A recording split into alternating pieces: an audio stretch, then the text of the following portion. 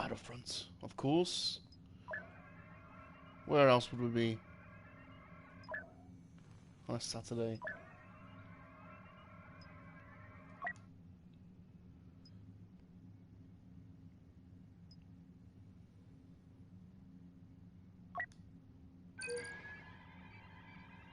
Search your feelings. You know, it is true. Search your feelings. Good.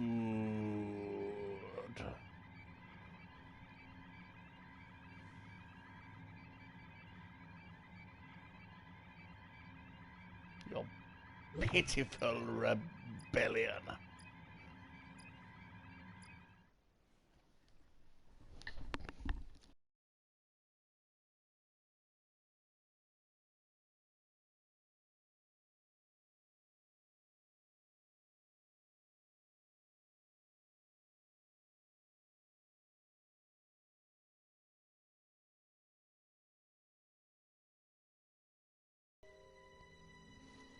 I am the Sith.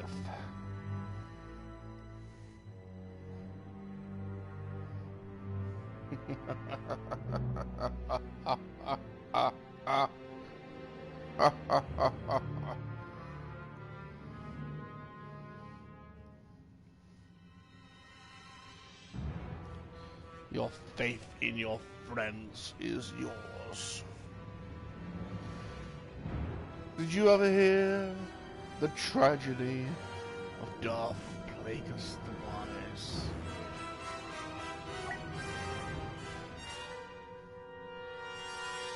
It's a story the Jedi often tell. The rebels are attacking this battle station directly. Okay, let's do it. Pathetic. Let them break themselves on our defenses. Do it. Do it. Well, this fully operational The enemy battle advance station. must be halted. Defend these positions.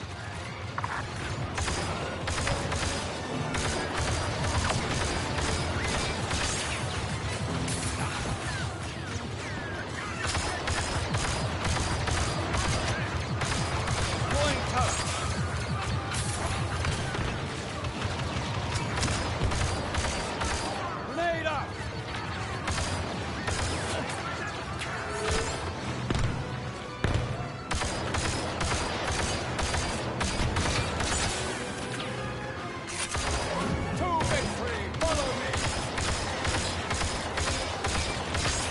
Do it.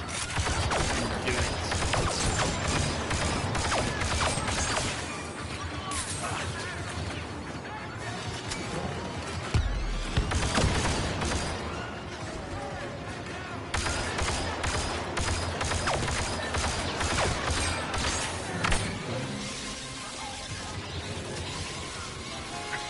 Luke Skywalker is here. Did you ever hear Vader the should be informed. tragedy of Darth Plagueis the Rebel attack Wise? proved stronger than expected, but it will still be Not stopped. surprising. Prepare yourselves.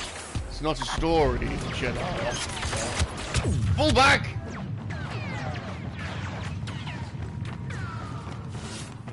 We shall double our efforts. Where am I going? Where am I going? Shit, where am I going? Bulls, bulls.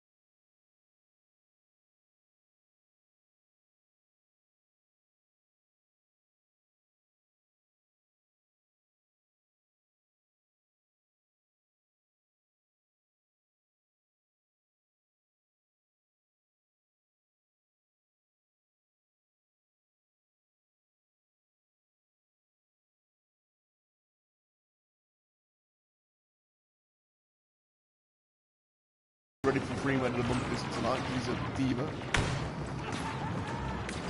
The post has been, so we've got some boxes, we've got some toys. Well, I have yet to open them. Might resist. Hey, Simon! How's it going, Simon? You want to play, anyone wants to play Battlefront? Simon? You want to play Battlefront? You know? Trying to improve my, officer score today. Connor is heading across the city later. He's got an amazing shot. Oh, Solo is here. Finish that scruffy smuggler once and for all. shopping. That sounds good. A tactical retreat will allow us to regroup and meet the rebels head-on. Await new orders.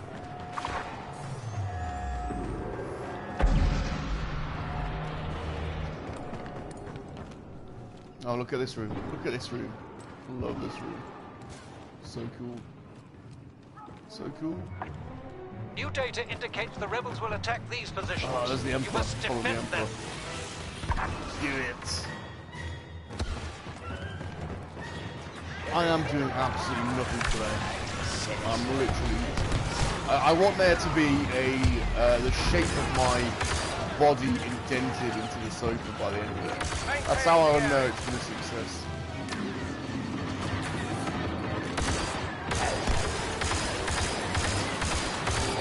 Sister! To the objective. Who's that? Goddamn rocket trooper. That blimmin' Alan Farah always gets me.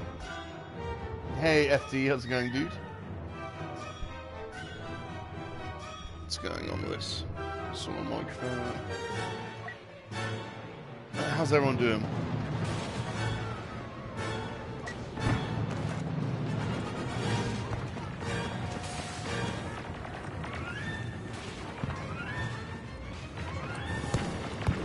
Don't know where I am.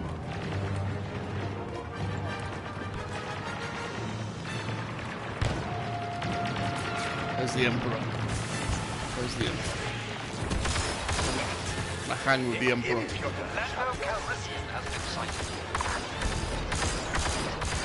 Here we shall turn this shameful retreat into a glorious victory. Just gonna follow the Emperor around. Good.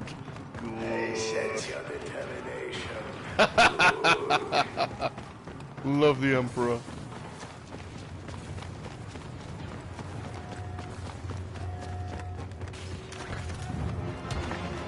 This is our final stand. The rebels will attack us with all they have, but we must hold. Okay. Come behind us, then, aren't they?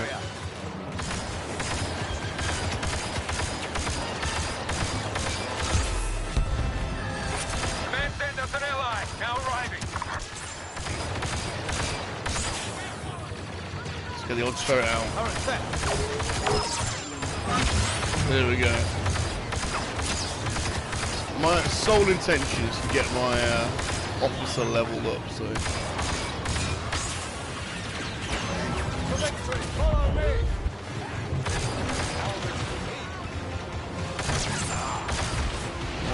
Lando.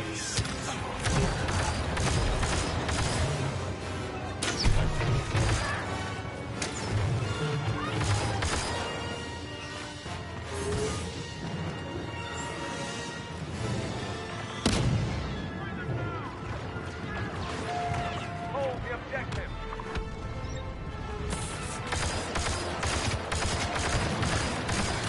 Grenade up.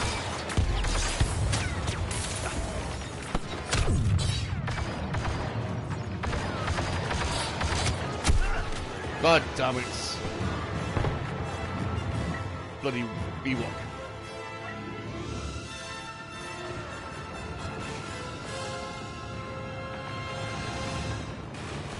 So I had my Zavi notice. So see the Razor Crests are flying out, which is good. Mine's coming, I think it said the 13th or the 14th. So that's exciting. Something to look forward to. There's a Wookiee fighting with the rebels. I've had my super awesome John package today as well. Thank you, John. I've not opened it yet, actually. I've resisted opening it. I might save it for a Monkey-Lizard hangout. How you doing, John? How's that boy? Driving up to see Tunnel, so I'll be listening but not in the chat because I'm driving. Send my love, please, John. Send Salacious his love. Let me know afterwards how he's doing.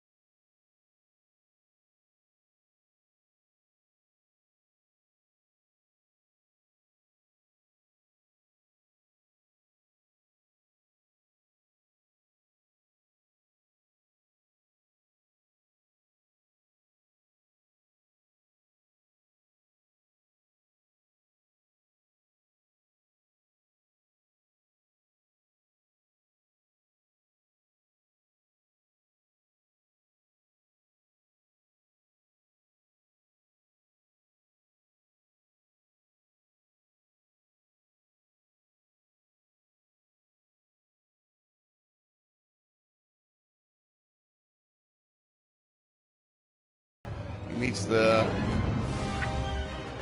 What a disaster.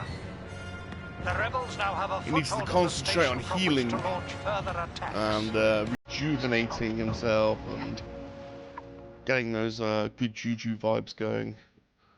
The Monkey-Lizard Army's not going anywhere. Tell him that. We'll always be here. Whenever he wants to play, whenever he wants to join the army and play, he'll always be welcome. Doesn't need to stress about that at all. I'll be joining the next match. Shall I come out then? Let's come out. I'll quit. I'll quit, Si.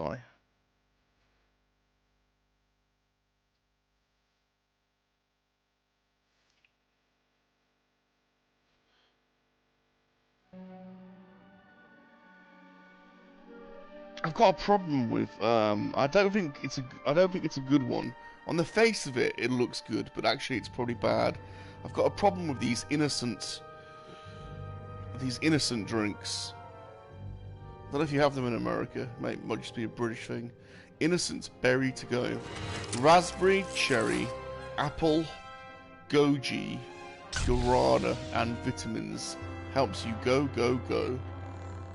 I can't even... My eyes are so bad now. I'm getting old. I cannot literally read what's on the back. A blend of fruit and vegetable juices with guarana infusion and added vitamins. Thing is, these are like 750ml. I could just smash 2 or 3 of these in a row. And I bet it's just absolutely smashed full of sugar. And probably terrible for you. I've got a real problem with them. And there's this blue one as well. I think it's called Blue Spark or something.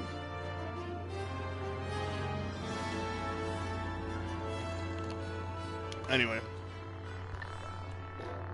Alright, let's have a look. Let's go. What's occurring? There he is. There's my boy. Has he been added?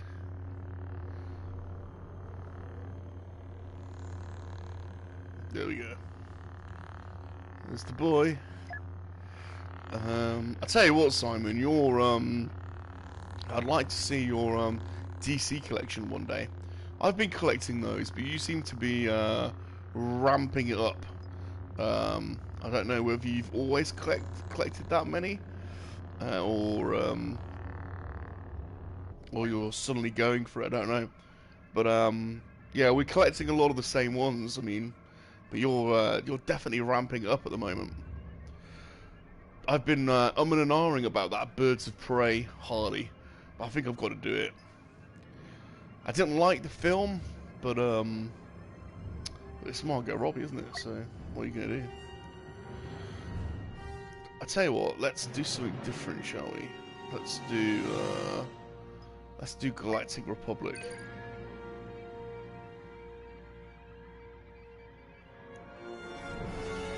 It helps you go, alright, it does.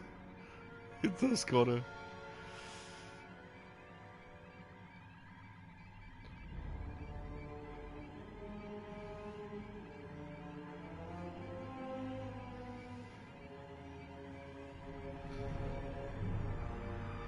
Yeah, I'd love to see a Manga Fangadanga collection at some point. I've been collecting nearly 4 years, DC forever. I'd love to see that collection. So, if it's 4 years, so presumably, were you collecting... What were you collecting before McFarlane? Was it the Mattel DC Multiverse, or DC Collects? Which other DC figures have you collected?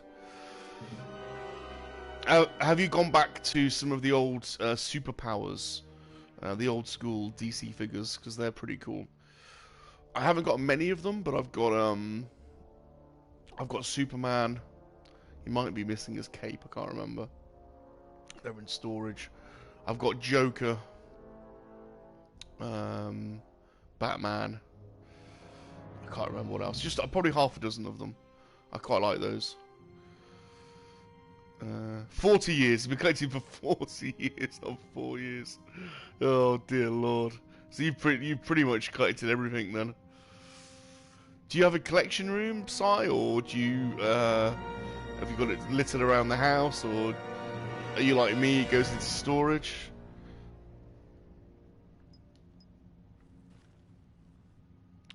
So God, yeah. So 40 years of DC. Is it just DC, or do you collect everything? I mean, if it's DC, there's obviously DC Collects. There's what are the other big DC? Oh, it's all.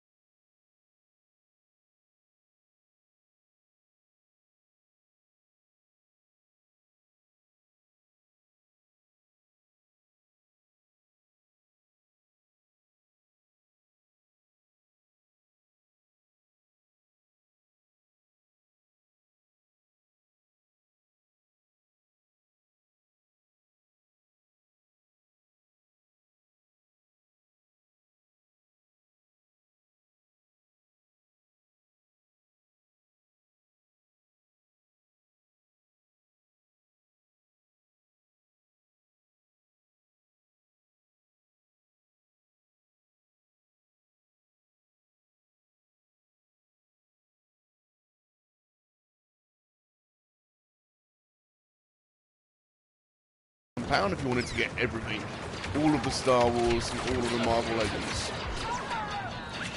Incoming I mean, offer. I like collecting, but that's...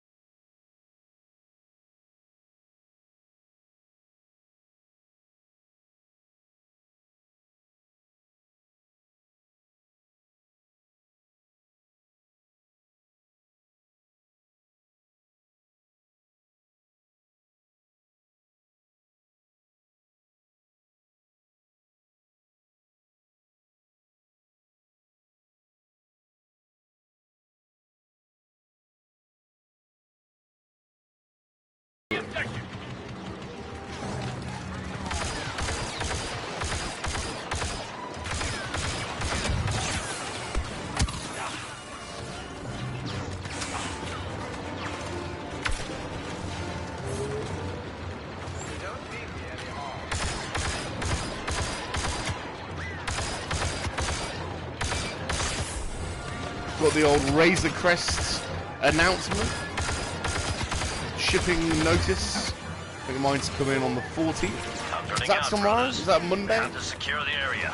Monday or Tuesday? That should be fun. What if I get it in time for Monkey-Lizard Hangout?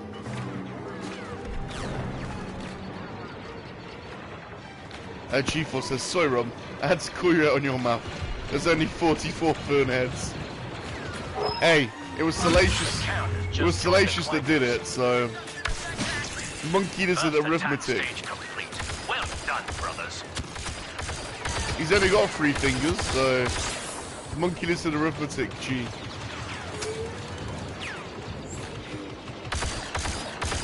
New orders. Attack the Never position send the revealed on your Monkey-Lizard to the scanners. shop for you. Turn those clankers He'll come into back with the slag. absolute opposite.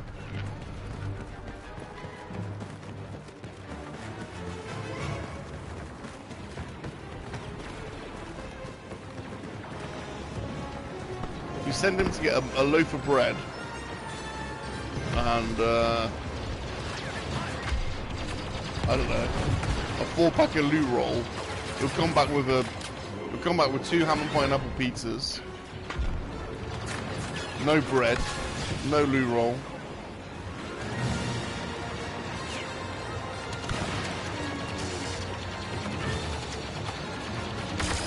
This is not live. This is a pre-recording of some gameplay.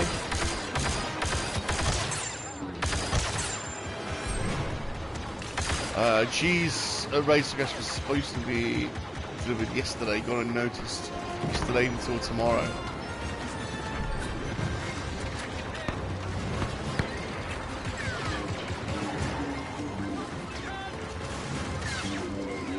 To be honest, I've kind of seen that many unboxing videos of it now. I watched Talker Art's video earlier. Cool. Bomb. It does look good, doesn't it, to be honest? Mine's not going to really stay out for that long. I'll literally unbox mine, do a live unboxing, unbox it, take it all out, and then put it all back in the box. Oh, look at all these guys. Beautiful.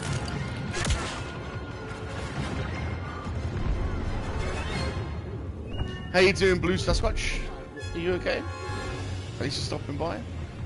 It's Saturday game streaming back on Salacious channel. It's the hashtag Underpants Squad. Let's get in the old walkie. I've got a convoy blocking the Canadian border. Oh, pain. Shipping's not getting through. That's a pain.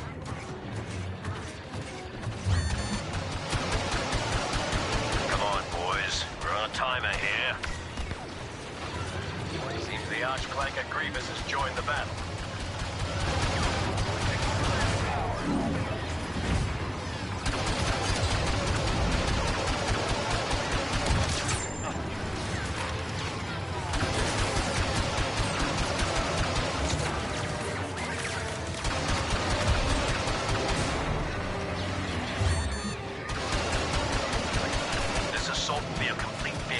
don't complete it right away, the droids have reinforcements incoming. This droid's not dying.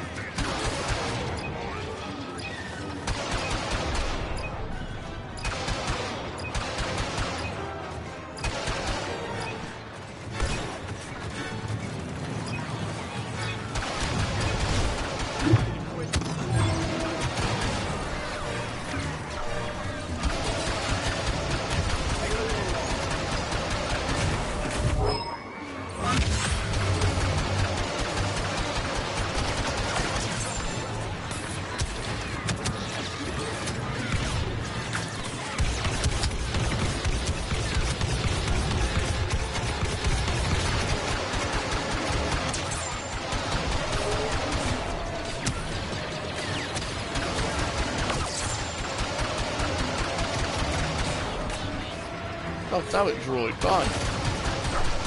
We're getting support from Master Kenobi.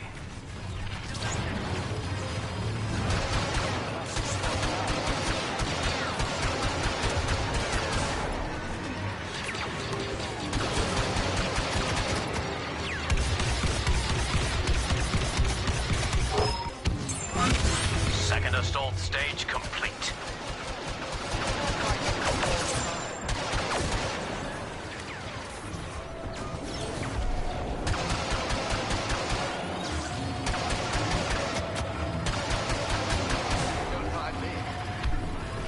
You need to call out Sean for using his co-worker's RC to get a video up first. Yeah, I think Sean might have been the first one, mightn't he?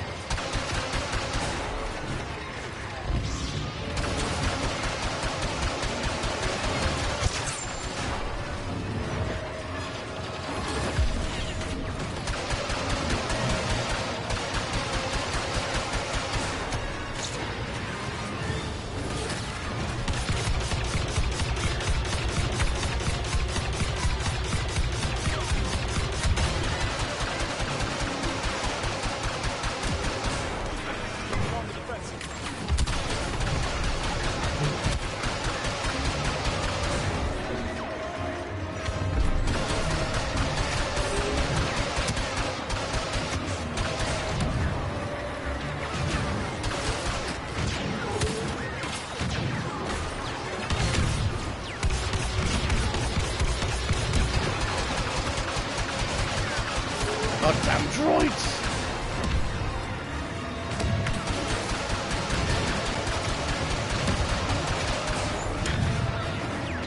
Come on!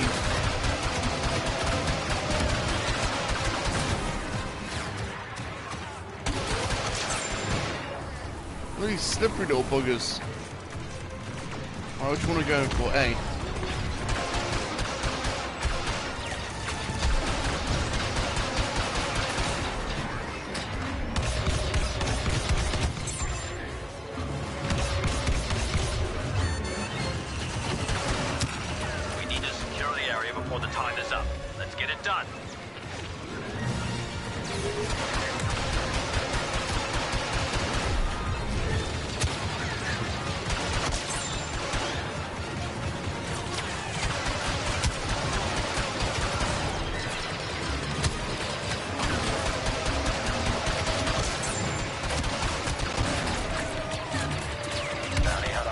Just joined the enemy.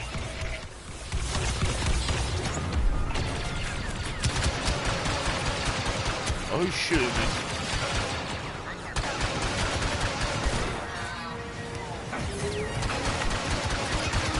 These droids blend, the colour of them blends into the background so you can't really see them.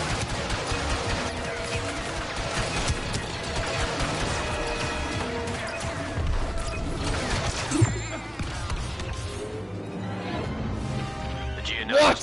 Defeated! What the hell? We'll have to leave the planet to the clankers God for now. damn it. But we'll be back.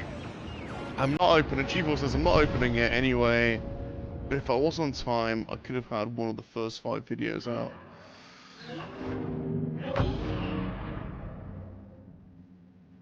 at Psy.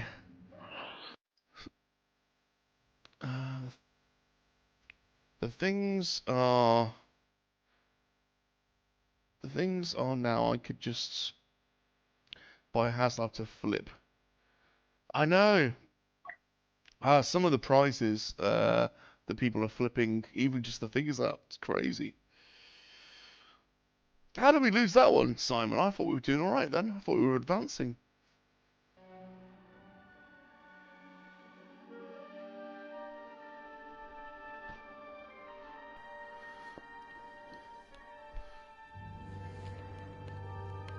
I've got headphones on now. How do I add? Okay. I'm going to invite you to a party chat. You'll get a little notification pop up.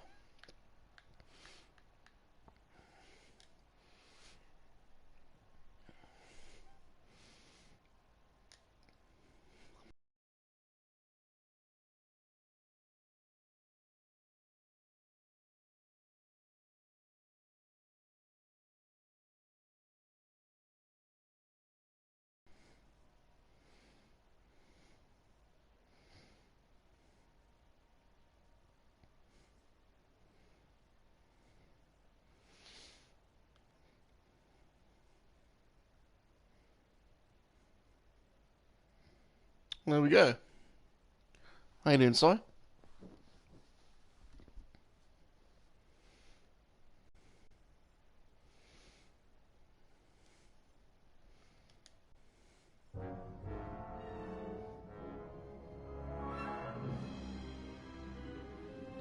G4 says, I saw anywhere from 1,000 to 1,500 yesterday for the race quest. Wow, that is crazy.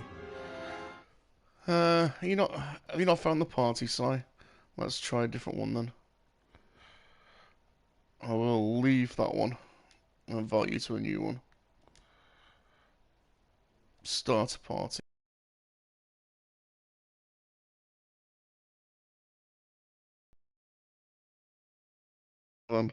That's better. Just do a sound check to see if everyone can hear Simon. Or we'll have to fall back, brothers. Get the objective.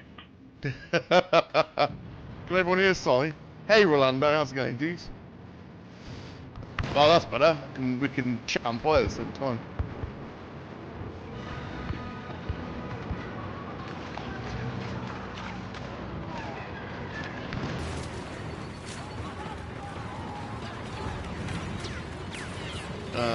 Right. Oh, this map's a tough one.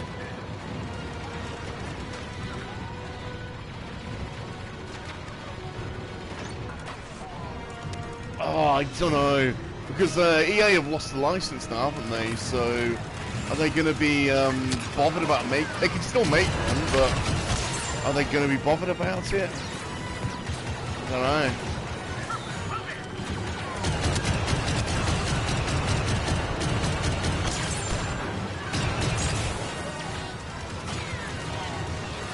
Yeah, I know.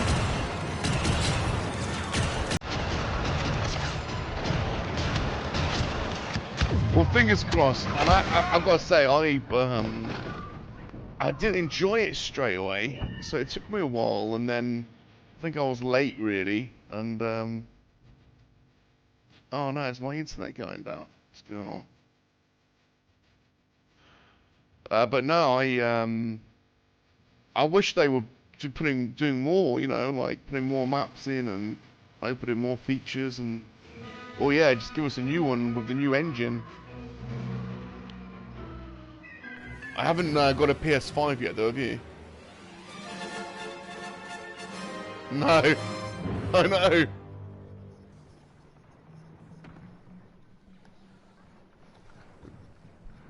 No way.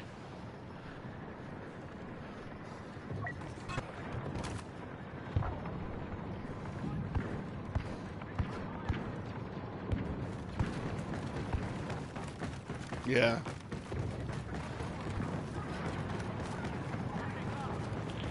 Defense plan has been altered. Hold these command posts.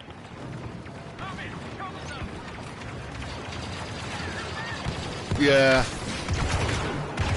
Exactly right, exactly right. And it probably by the time the next Star Wars game comes out, to be honest. I mean, there's that Eclipse. Did you see the trailer for that? Star Wars Eclipse.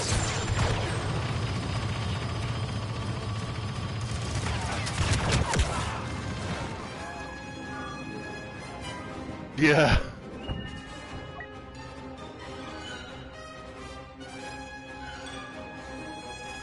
Did you ever play Detroit Becomes Human? My God, that game is just incredible. And it's by the same developers as that, so it's kind of like I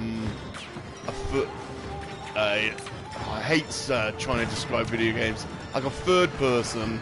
So you've got your character like you have in Battlefront, and it's kind of like adventure stroke decision based, but with huge maps. So.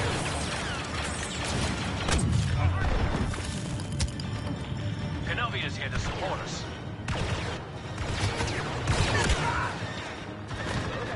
Yeah. So apparently people can only hear me.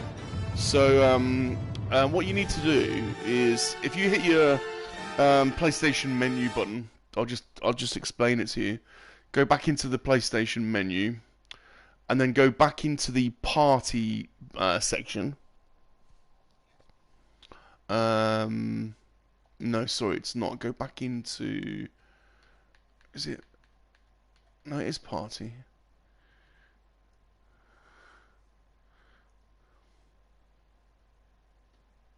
Oh, I'll tell you what.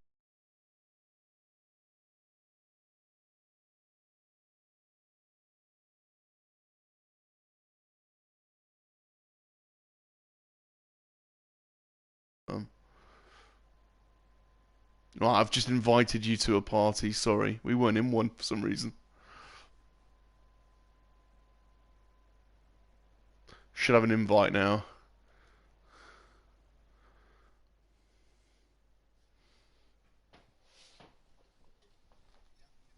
Cool. We were talking for ages, and it was just us two talking.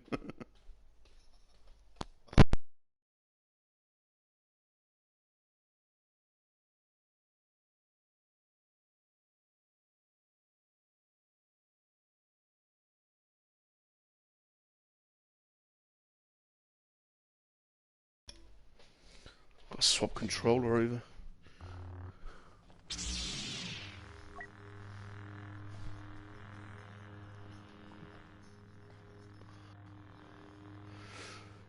No, I don't know why. I've just bought it recently. I played it before, but I never. I think I've got 2 copies of it now, but the old copy's like in storage, so I bought another copy of it, and yeah.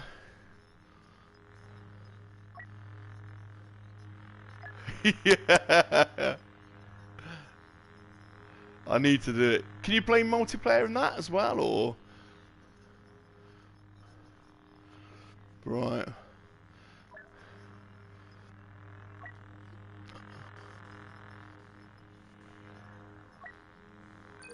Really?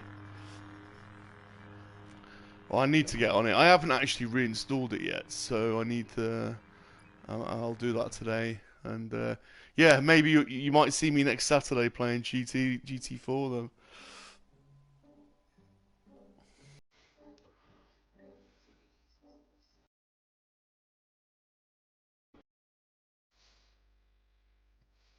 And there's a big Is there still a big campaign in GT4 to do, isn't there, as well as as.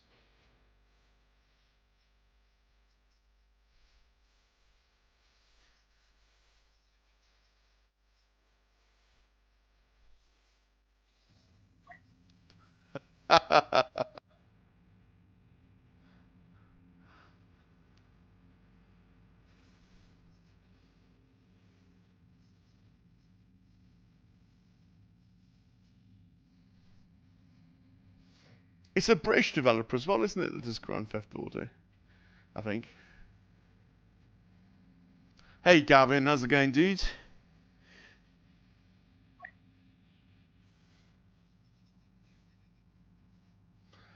Oh God.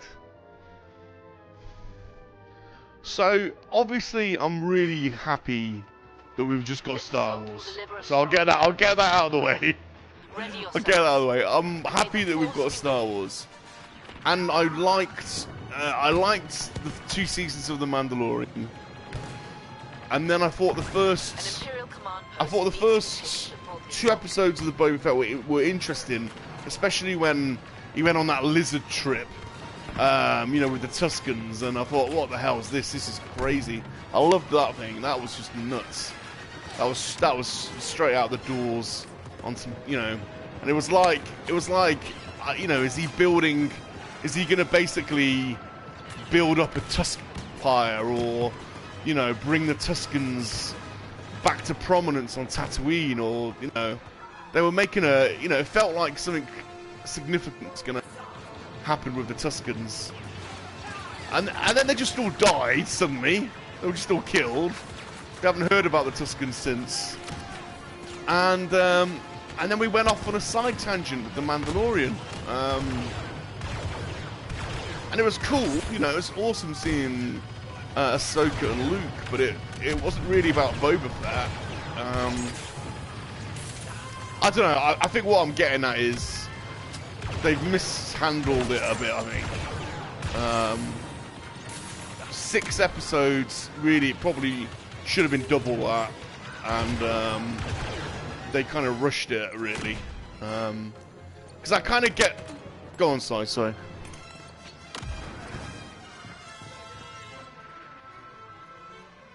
Yeah.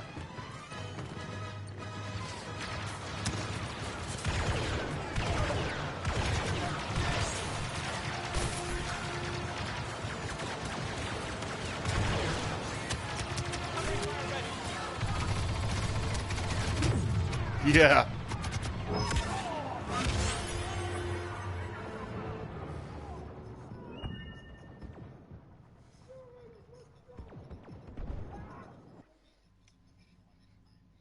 Yeah.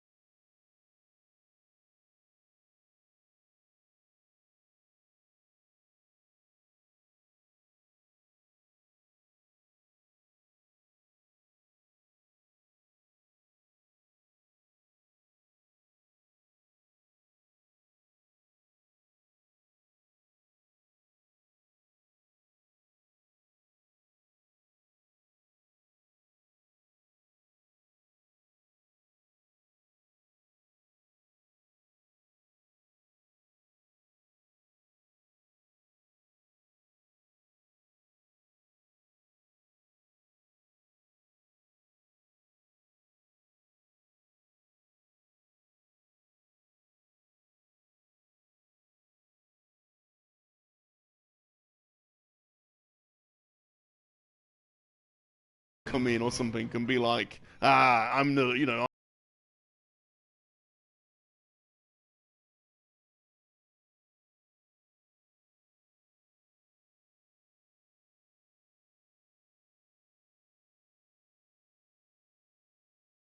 yeah. Player Organa has arrived to reinforce us.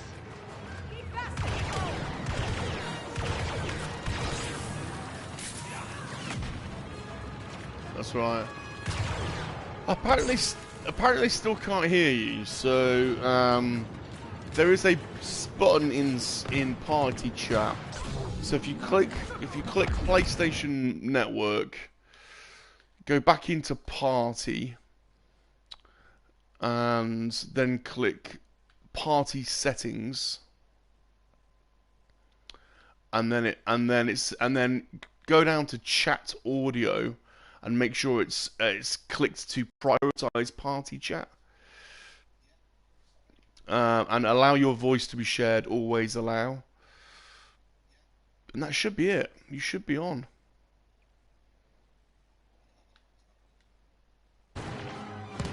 Can you hear me now? Well, I can hear you. We need the chat. Can you hear? Can everybody in the chat hear Simon? He's about to give you a monologue of his choice. Monologue of my choice. This is what I'd be like on your show.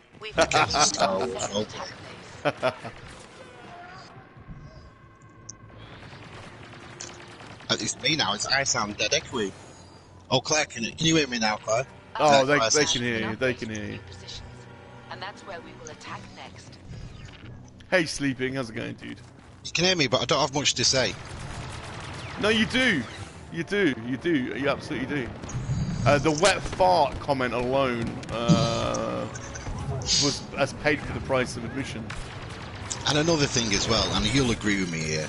How the hell can you go back to Jabba's palace? You can see a Rancor monster, but you don't see a Salacious Rum. Exactly. Where was the Kowakian lizards? What's going on? I know. And then bloody. And it also felt strange to me that Jabba's palace was like always empty.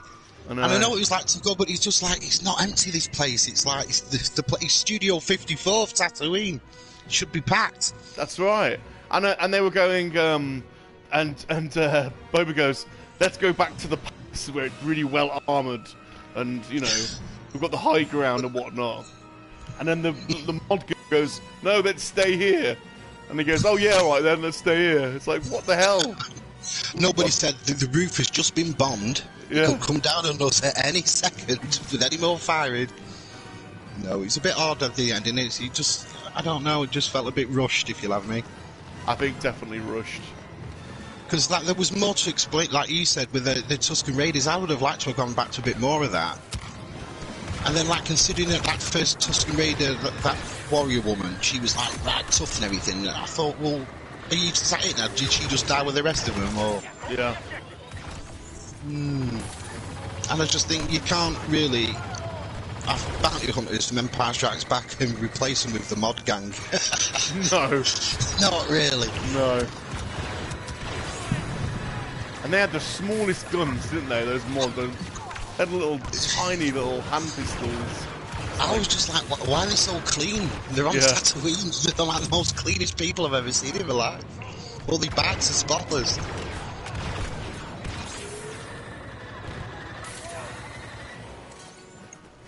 But again, the show did justify enough that I liked it. I did. Just going back, I mean, they had me just going back, Yeah. So I'm always gonna, I just, there's just a little bit of you, isn't there? That's just what if they'd have done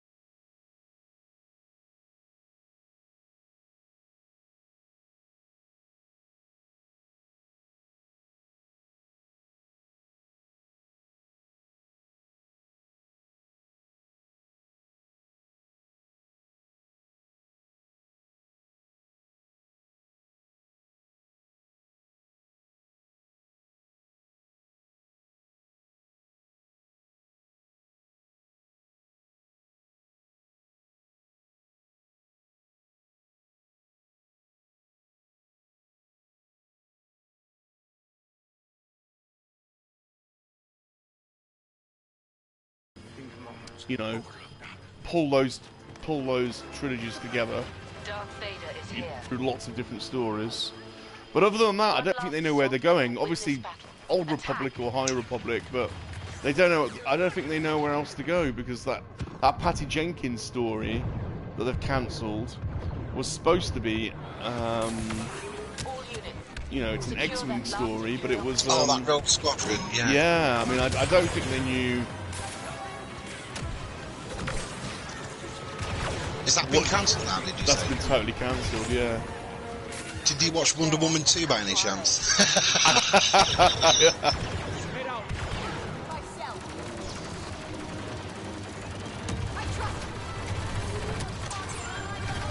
tell you, it's hard work, you know, watching your Lego builds on weekend now, because I think, oh, just grab one side, just grab one of yours and open it. Do you keep them in box? Yeah, I'm terrible for it. I haven't opened anything since 88. I mean, that's an amazing investment, because those sealed Lego sets are worth so much money. Yeah. What's the oldest one you've got sealed, Si? Oh God, I couldn't tell you. I'll tell you what. I'll tell you. Because they started doing Star Wars Lego around the Phantom Menace time, I think, is when they got the license. Yeah, I know I haven't been buying it since that long. When the Phantom Menace came out, I used to go, remember the card shops, Birthdays? Yeah. Between art college, I used to work at Birthdays. And we used to get so much Phantom Menace stuff, obviously with it being like The Force Awakens, new Star Wars was coming out. So, God, I kept everything from that time. I've got banners, and shop signs, and God figures, and all sorts of pencil cases and stuff. Yeah. And I always think I should show this, really, all this sort of stuff. People would like to see this now. It's like 30 Sure. years old. Yeah, sure. But like me and Claire are moving, we're moving soon. We're moving to a new house, so what we're going to do is, once it's all out and I've got my room out, I will film it all and everything. Because like I said, there's a lot of old stuff, and you just forget, don't you, what you had, you just totally forget. I know. Real.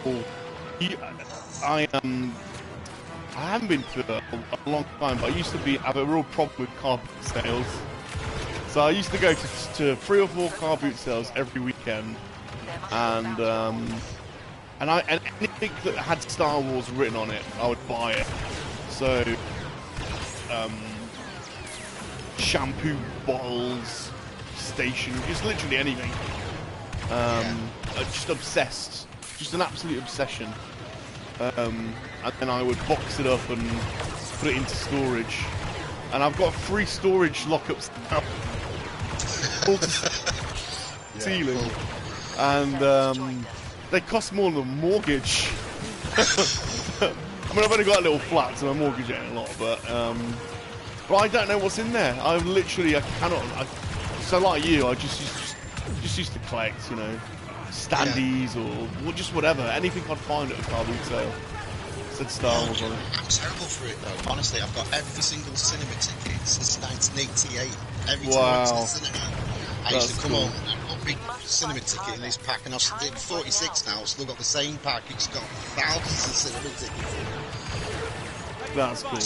So what my friend Dill, he's manager at the cinema, and he's worked there for the past 20 years. So every time we go, like, it doesn't cost anything. He's been doing the same thing. So we said that what we might do in the future is do a YouTube video where we put all these tickets in a big bowl and just pull one out and talk about that film that we went to see and about it. Because honestly, there are hundreds of them. No time left. Redouble the attack. That's awesome. For the rebel Yeah, alliance. so I'm just one of them. I just don't throw anything away. I'm just weird for it. I've got all my annuals since being a kid. I'm just weird for it. I've got my annuals because my mum. That was one of the few things my mum kept. She chucked everything else but kept my annuals. So I've got my Return of the. I'm a Panini sticker books. So I've got my Return of the Jedi and Italia 90 and 18 and Batman and Ghostbusters. God, I've still got my VHS of Italian. Yeah. Gascoigne's glory. Yes.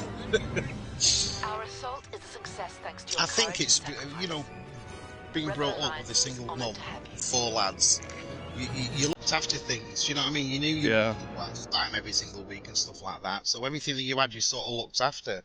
Yeah. So I just think I just took that with the level of everything I've ever had. You know, I just kept it.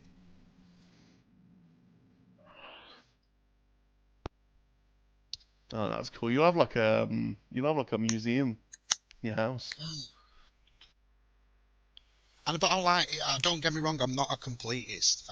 I don't collect Black Series, but I do collect the Return of the Jedi ones. You know, the ones that have come out of the new boxes, the green ones. Because when I saw them with Mark, because I was explaining to Mark and I said, look, when it comes to collecting of Black Series, they've made it for people like me virtually impossible. Do you know, I've missed out. I didn't buy Black Series in the beginning.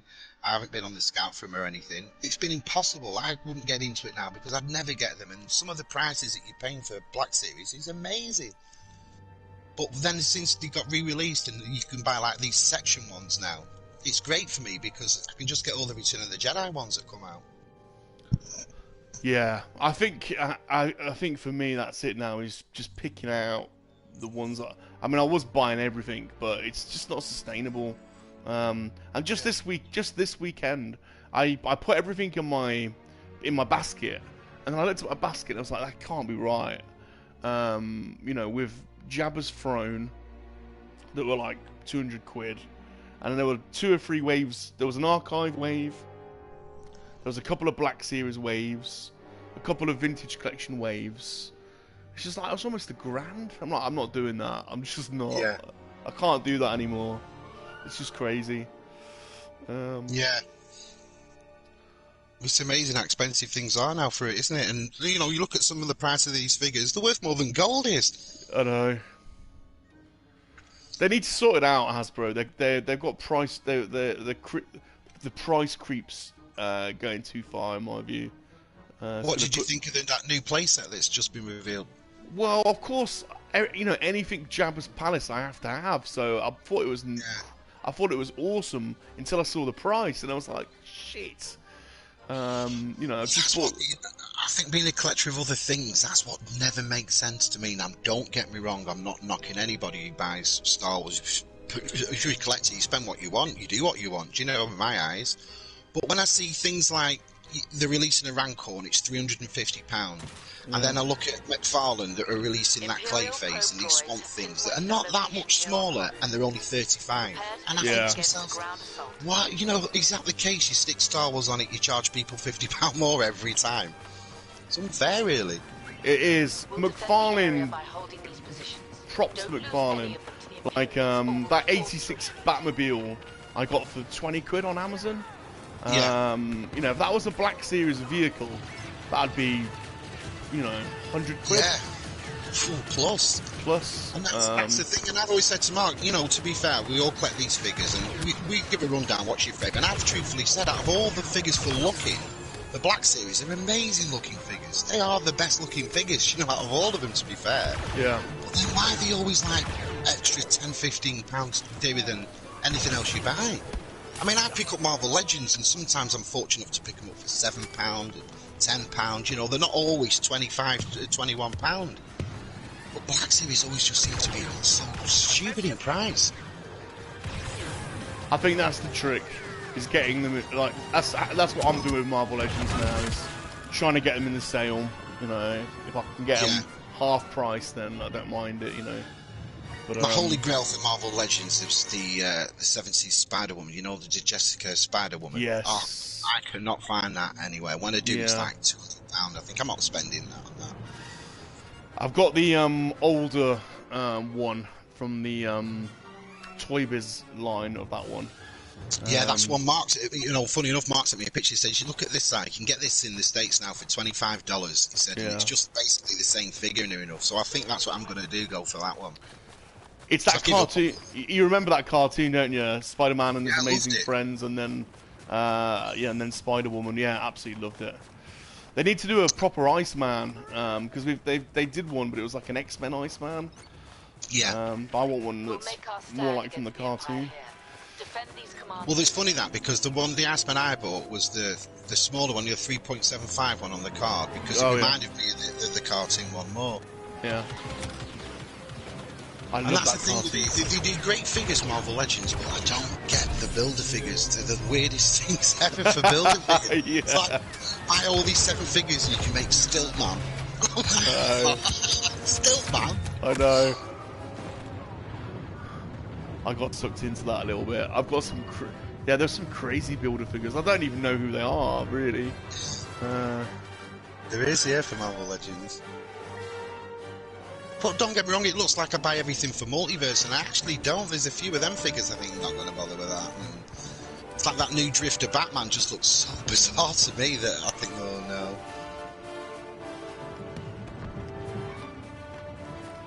I'm waiting for the new Batman film. It just looks, oh my god, looks amazing. I bought all that figures on that line, pre-ordered them. I went to Smith's and they were all there apart from Catwoman, so I just really? picked them up. Yeah, they were just there. Because Smiths don't normally do Multiverse. I've seen a couple of them. I saw the animated Batman and Superman in there, but that's all they seem to have. And then I went in the other week and all the new Batman ones are there. Well, I'd say what I have just got, which I think they've been out for a while, but they are mint figures. Have you seen them NECA 1990 Turtle film figures? Yeah. Oh, I bought 4 of them in Splinter. They're amazing, then. They are good. I've resisted thus far, but... General Calrissian is So here yeah, to they're bolster our incredible. forces. Yeah. We've been pushed back, but the day is not over. Await new orders. I mean, NECA makes Again, some good stuff, don't they? I mean, it's... They do. There's a RoboCop coming in the chair, which looks really good. I'm after that Elvira. That's out here in April, I think. But yeah, I've started to notice NECA a lot more. It was the Back to the Future ones I saw first. I thought they were really nice figures. It was just like him. So I got the Marty McFly ones, and then I started noticing a few others, and then you do a nice horror run, don't you? I got a Freddy Krueger. Yeah. That was really good. There's a Hellraiser one I'm going to pick up. So yeah, I'm like you really. I just buy what I like. You know, if I see something I think I really like that, it's not really necessarily I've got to fill up like Multiverse and I've got to fill up Marvel Legends. And every month I try, if I'm going to get something, I try and get something a bit different. Yeah. And you go through little phases, don't you? And like I had an alien phase not long ago. I was buying loads of xenomorphs and... Yeah. Although the xenomorphs, none of them bloody stand up. So don't buy NECA xenomorphs. Basically, you just have to lie them down. They can't stand up. Yeah.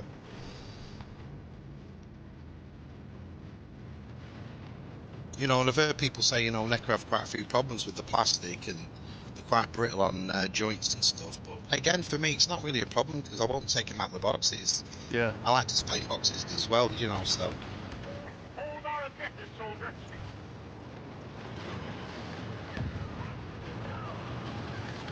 I mean, it makes me laugh sometimes when people say, you know, you're an inbox collector or an outbox collector. I think everybody, to be fair, is a bit of both. I think that everybody in their collections has something that's not open. Do you know what I mean? And everybody has stuff that is. Yeah. But I think sometimes you do come across stuff that you do actually know the value of stuff now that we're adults, and you think, I'm not going to open that, I'm just going to keep it as it is. And I do think everyone has something in their collection like that. The Lego is an interesting one though, because most people do open their Lego, but you may inadvertently have been bloody sensible in keeping it all boxed because just I know we aren't in it for money, because we're you know sci-fi nuts and collectors, but the sealed prices of Lego are probably, out of all the sort of toy lines and stuff you can collect, old sealed mint boxes of Lego are probably as expensive as you're going to get for anything really. Yeah. So if you're sat on a load of old sealed Star Wars Lego, don't unbox it now. Don't unbox it now. There's a... You've seen some of the auction prices for some of it. I mean, it's literally hundreds. That's only something I've found out really by being in this community for the past couple of years. You know, all the things like auctions and things. Because things that I never used to watch or anything. And again, he's only like seen the value of things by being in this community, seeing what other people have and how much it is worth and what you do get if you sell it. Yeah. But to me, I've never ever bought anything on the urge of selling it. Do you know? I've always liked that idea, me, that when you was a kid and you walked into the shop and all the boxes were there, and you just looked around like it was Wonderland. That's what I'm like as I'm older. I'm not really like don't need to open anything really. I just like the idea that I own it. Do you know? Yeah. And when I walk into a room, it's all there like it was in Bulbous as a kid and stuff like that. That's it. I want my own little toy shop in my house. That's what I want. You know, little. Yeah. I mean, I look at John's and Super Awesomes when he had all them figures on pegs in his room, and I thought, that's the way it looks like Woolworths in it. Yeah, that is cool. Yeah, you see David Wilter Toys, and his whole house is just surrounded by it. But I love that sort of thing. Oh, Tunnel. What are you doing in the chat, Tunnel? Still in hospital, should be moving to rehab centre. Tunnel, you crazy man. You're supposed to be looking after yourself, regenerating, getting yourself better. I hope you're doing alright, man. It's a really stupid thing for me to say. I hope you're doing alright, because I know it's not good, but we're all sending our love to you, man, Tunnel. So get yourself well. Look after yourself. Are you allowed to be on the old YouTube chat in hospital? Being naughty. Stuck in an iPad or something. Look after yourself, dude. Hey, Darth Muzzer. Thinking of picking up Bo-Katan's Starfighter and Slave 1. That's Vintage Collection Slave 1 was... I got it from Amazon on a sale for 60 quid, and I noticed they've like trebled in price over the last couple of weeks. The Imperials have hired Boba Fett. Yes, you got your iPad. But you go steady, Tunnel. Just look after yourself, man. I want you to get better. Yeah.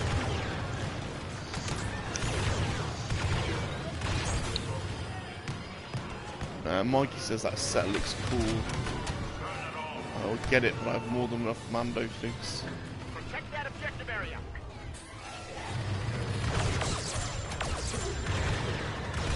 Do you think you got fed up of people making replica thrones and thought, right, get one out quick? I know. That's all yours that you picked, so that was mint. That was Dan Denny that made that, and it was funny because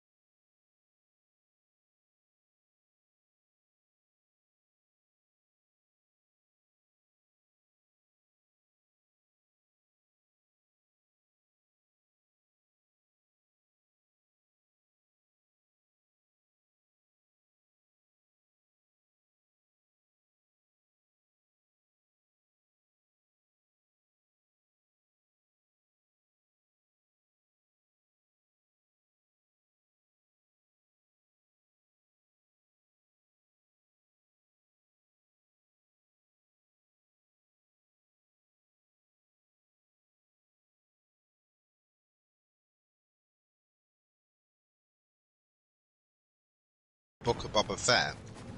Do you think they've got plans of like bringing that back again? I think so. They'll probably do an on-the-shelf one in box, won't they? They'll have to do something because I don't think they'll be able to do it again like they've done it because they'll just get egg on their face if the same thing happens, you know. And they've probably invested. Yeah. They've probably invested a little bit in it already, so they're going to want to get the money back. Yeah.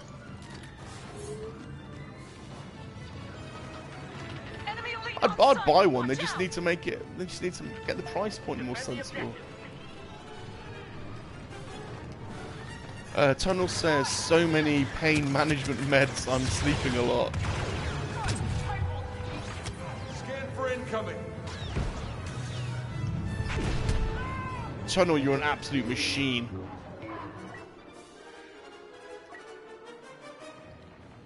Michael says, money aside.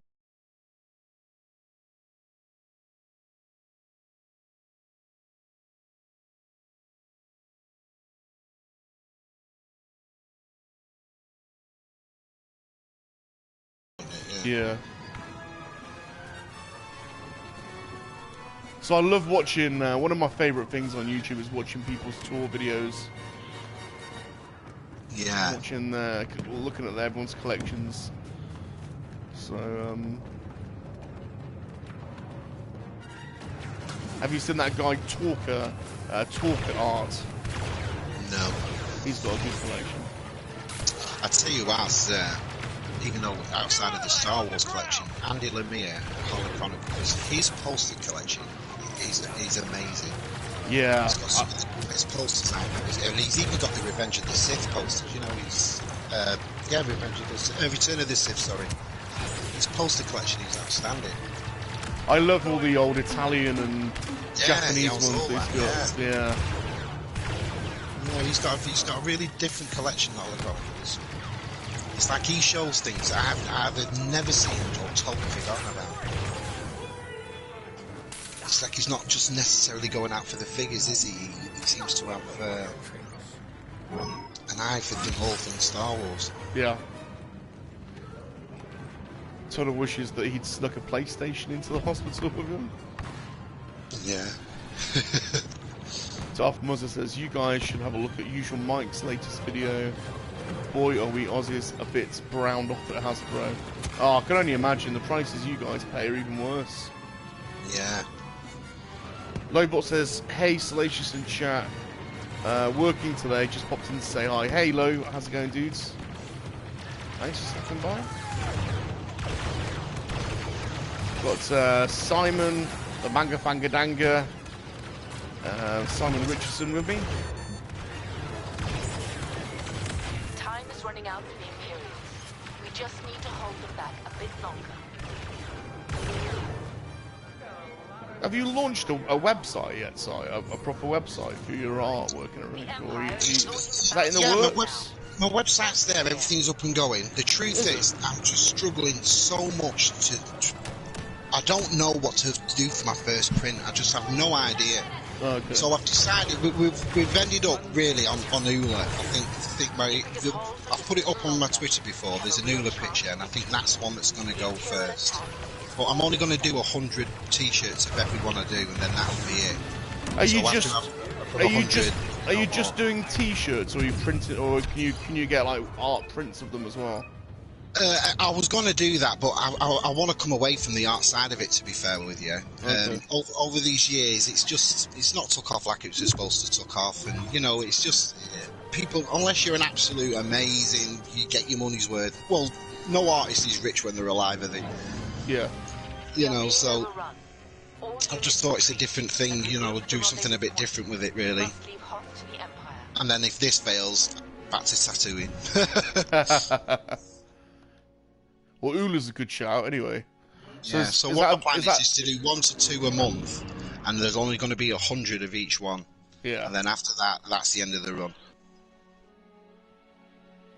So is Ula available now, or is that up? Or yeah, it'll be available. The T-shirt, actual physical T-shirt, will be online in about, I'd say, 2 weeks. Okay. And it's got the signature at the back of the T-shirt. I've done them all. They're all on piping T-shirts, so there'll be like yellow pipings, you know, around the collars and cuffs. Nice. But at the moment, they're all on white, and it's just my work on the front. Very nice. Yeah, so that's my plan, really. There used to be a shop in Blackpool years ago called, I don't know if you've heard of the T-shirts, they were called Fat Willie's Surf Shack. I absolutely love Fat Willie's. Yeah, so well, they started off as a Blackpool company, and did all the neon designs with the T-shirts, and it was so in-house, and there was only like 2 or 3 shops, even in the end, weren't there? Eventually you could get these T-shirts from, but I always loved that idea. You know, I'm one for the underground. Me, I don't really watch the big show. I prefer the lads in the rooms. Do you know what I mean? And So there's still a Fat Willis shop in St Ives. I always thought Fat Willis was Newquay. Was cool. It might have been, yeah. For all I know, it might have been. I do know it was the two lads in the like they were seasiders, weren't they? They made all the neon t-shirts. Yeah. I always liked that. I've got a Fat Willis t-shirt somewhere. I've got some Fat Willis stickers somewhere. Yeah, I love that, man. I tell you what, t-shirts are expensive at the moment. Do you remember James? Remember James Blackpool, and they did all the J8 t-shirts? And, yeah. Oh God, they're worth a fortune now. Then. There's a lot of money in retro clothing. Who is it? Oh, Pizarro Pizzas. Do you ever see his channel, Pizarro Pizzas? No. He's a toy collector, car booter, and he basically collects and trades in retro toys, but also retro clothing. You know, a lot of the old sports lines and Naff. yeah. Daniel Poole.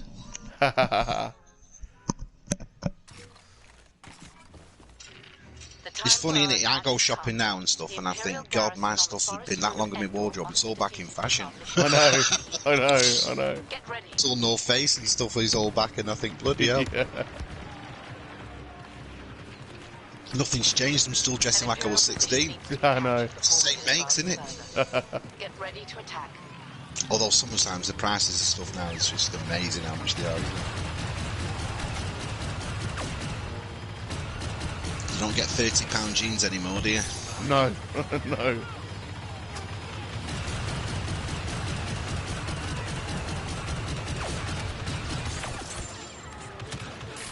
So are you going to Echo yourself this year? I will do, yeah, for sure. I'm going to try and do a bit more filming this time. I did make a video of my last one, but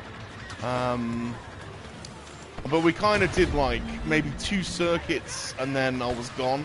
I'm quite impatient, but I think I'm going to make more of it and do some. There's a coffee shop right next door, so it's perfect for setting up some interviews. So Yeah. I thought it'd be quite funny to get Salacious doing some interviews with some people live at Echo. Yeah. Well, there's enough people going this time round, isn't there? I think even Connor's coming as well. I think he's coming from Ireland. Brilliant. Yeah, there's a lot going. And I know Luke Reynolds is definitely going, and Tez and Matt are going again. So I think I might set up a little seat where people can come and give sound bites or, you know, say a couple of words to Salacious and then stitch together a bit of you know, an ensemble. Yeah. But it's good. I love things like that. I like NEC Toy Fair. That's a brilliant show. Yeah.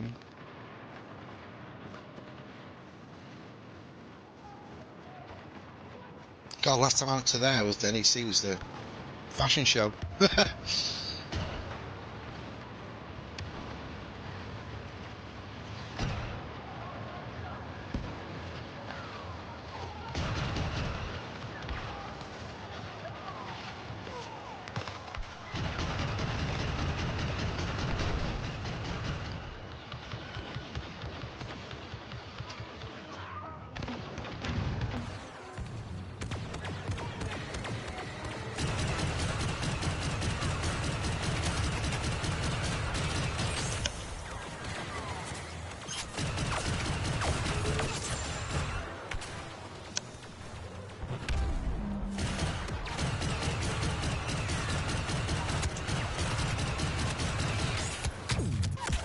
So it's going to be interesting to see how they manage the Obi-Wan storyline, and whether or not we are going to actually get a Vader and Obi-Wan confrontation.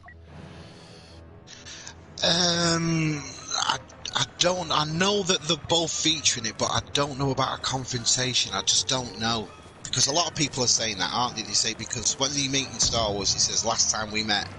Yeah. But you don't know when that really was, do you know? So are they referring to Revenge of the Sith, or or have they met since then? Yeah, exactly. Yeah, because if this show, I mean, does it finish when he actually meets up with Luke?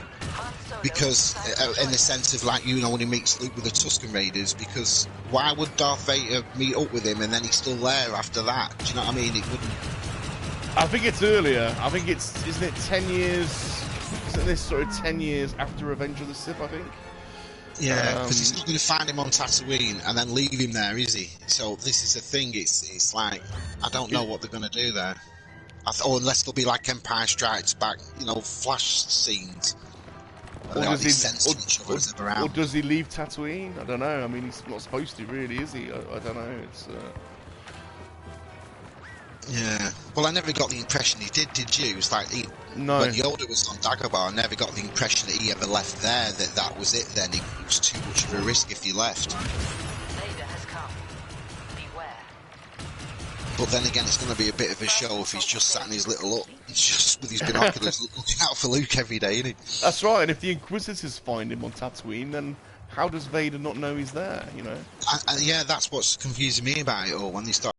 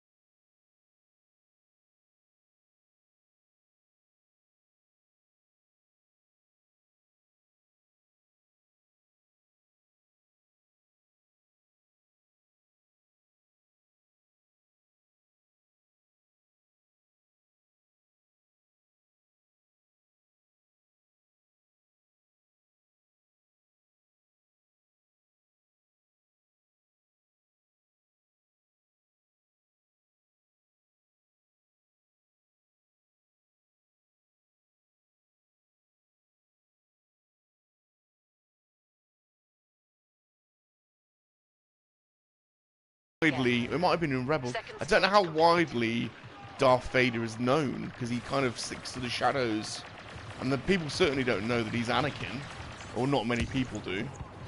Yeah. So Obi-Wan might have heard of.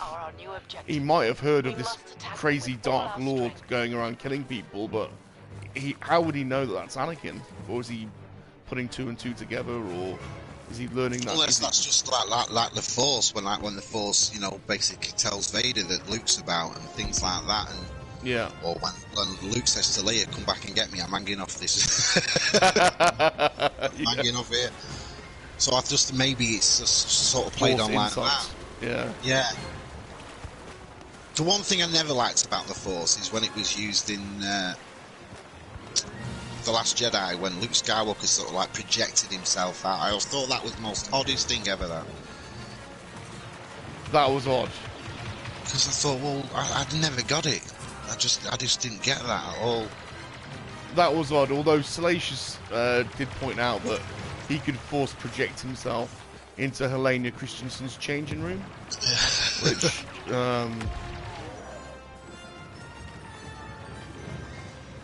I'm not sure. That's probably some dark side vibes there. Yeah.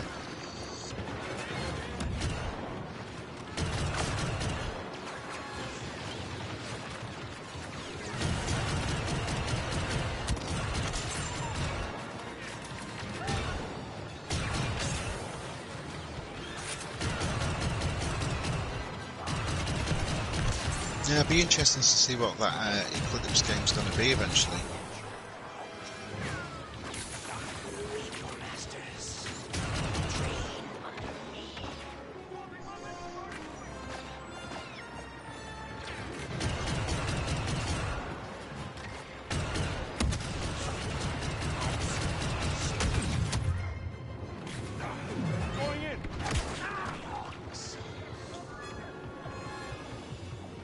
Chief Force says, I'm sniping bots like Stormies are sniping Rum.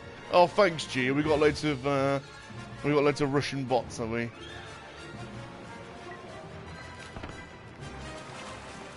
They're everywhere now at the moment, them, aren't they? Every chat you go in.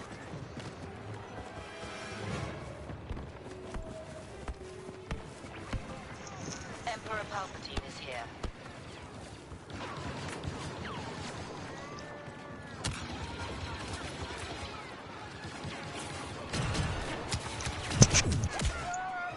Damn it.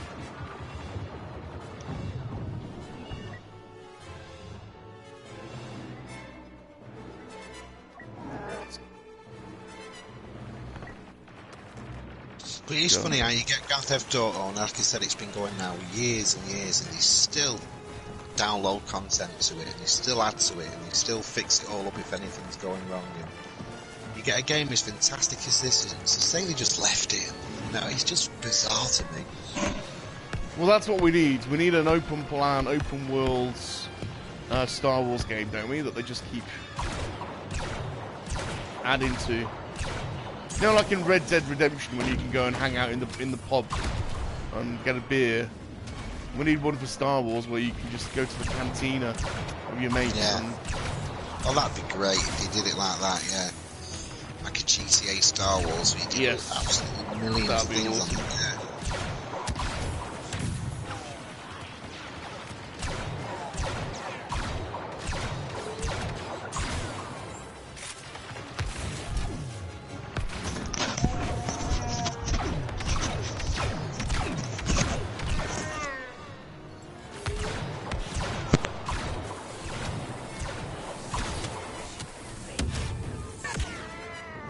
Damn it, Mikey says Obi-Wan knew that Darth Vader had been hunting down Jedi, so he could probably figure out it was Anakin. Yeah, fair enough. I mean, you know, it's got to be someone, I suppose, and the chances of he would have forced known that Anakin had survived, wouldn't he? So yeah.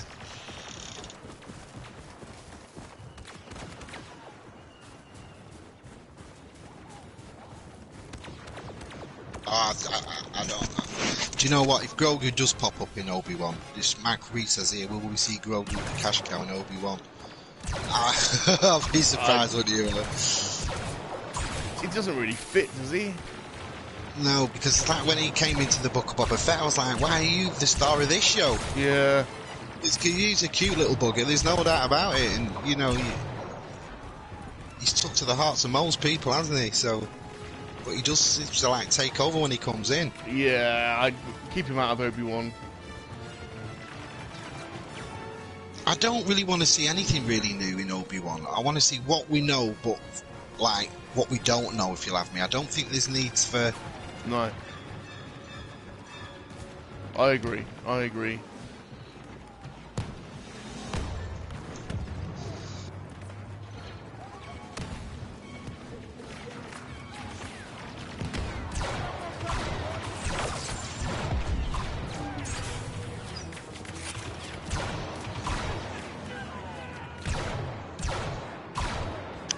Chief says Obi-Wan left Anakin for dead. When did he connect that he was Vader? Well, that's what. Yeah, that's kind of what we've been discussing, really. It's yeah. Did he just know, or you know, I don't know.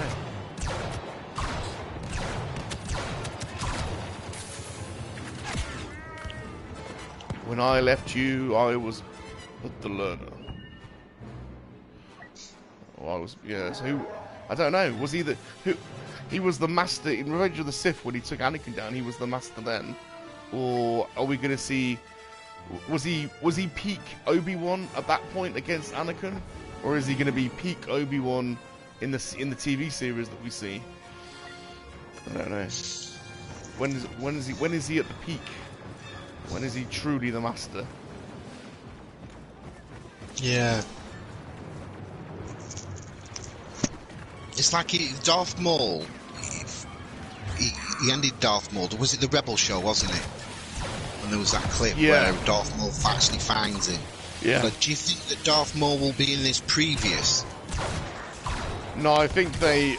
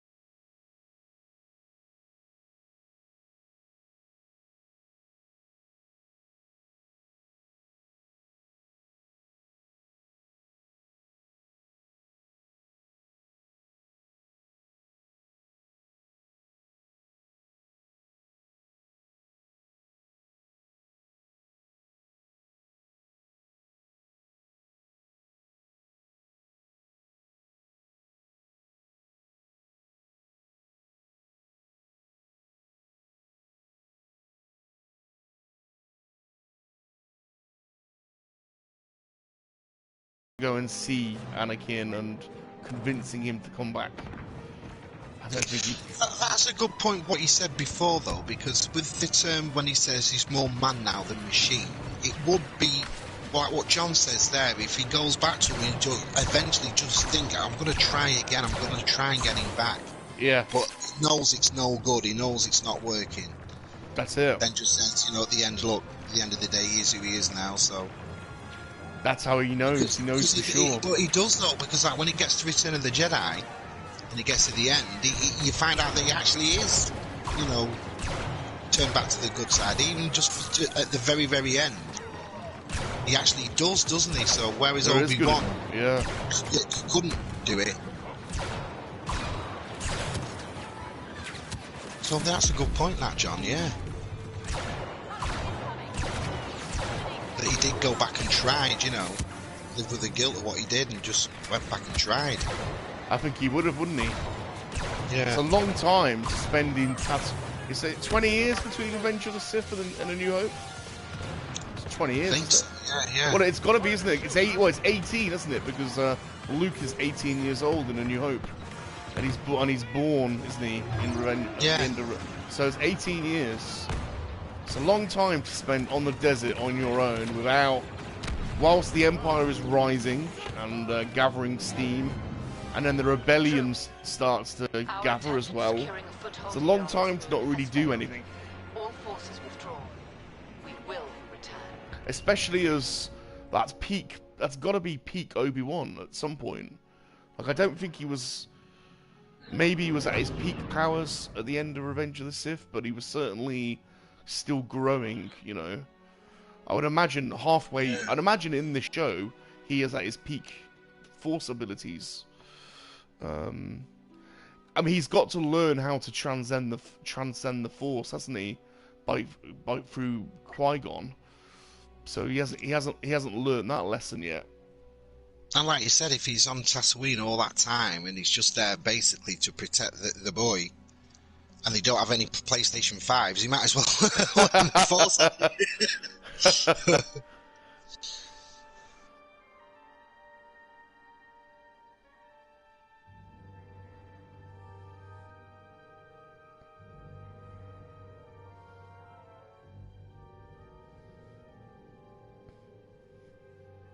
Yeah, he can't just stay in that little... I mean, he eventually just become a little hobo, doesn't he? And that's the other thing. Why is he named Ben? So, at some point, has that been told? Why does he end up being called Ben Kenobi? Well, that would just be most part of the disguise with him hiding out on Tatooine and... Right, so we're going to see his alter... Are we going to see Ben Kenobi then hanging out in a cantina or chilling out there'll be with a bit some where Tuskens. somebody will say to him, "I know you, don't I?" And they'll be like, "You're Oak." No, I'm Ben. But I'll still keep the name Kenobi. Yeah. Yeah. Old Ben. But then again, I've used that a lot. When anybody actually get in trouble as a kid and they say, "Are you Simon Richardson?" No, I'm Mark Richardson. So it was easy for me. The Imperials have located our base here on Yavin. John says, Return of the Jedi. Vader says to Luke, Prepare the defenses. Obi-Wan once fought as you do. He does, doesn't he? Obi-Wan once fought as you do. That he could be turned. That's right. Yes. Very good, John. He does. Yes, he does. So Obi-Wan does think he can be turned. So he must go and he must confront him. I don't think it's going to be flashbacks. I think there's going to be an off-world confrontation. He's going to leave Tatooine. That's what I'm putting my money on. He's going to leave Tatooine for some reason, and there will be an off-world. We will see a duel, and he'll try to turn him, but he's too far gone. Yeah, he'll get the better of Obi-Wan. He'll prove to him that the dark side is all powerful with him, and that's it. He'll call back convinced it. I don't think Vader's going to win the fight though, because when they then meet in A New Hope, he says, "When we last met, you were the master, and I was the learner, but now I am." So I think Obi-Wan probably does best him again. Oh, I'll tell you what, I bet the writers on this show are just filling their boots, aren't they? Yeah. God, can you imagine being in charge of this? It'd be fantastic, wouldn't it? You would also shit yourself, because you'd know there were people like you and I all over the place debating what they're going to do, and you've got to get it right. I mean, there's a lot of people upset. There's a lot of Boba Fett fans upset, aren't there, about how they handled the final episode. So, and Obi-Wan's probably even more beloved, really. I mean, to me, it's not really necessarily the movies for Boba Fett, because like what everyone knows, Boba Fett was hardly in Star Wars, but it was just them subtle little nods, and then the subtle way he acted like a Westerner, like that guy in the saloon that you didn't go near, and he had this like fear about him, as well as like one of the most coolest outfits in Star Wars. Yeah. So fans really took to him. And then I think all the 30 years previous in comic books and games and stuff like that, and there was this aura built up about Boba Fett. So really, sometimes I don't like it when like they reveal mysteries of people. Do you know, it doesn't work. It works more for a character when you don't know nothing. Yeah.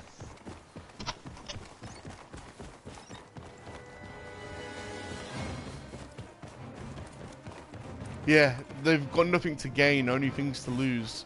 All you're going to do is lose the mystique, and I think you're right. Well, to go for like one of the most ruthless, villainous bounty hunters that we all know about, like the most dangerous bounty hunter in the galaxy, to then to like just be like,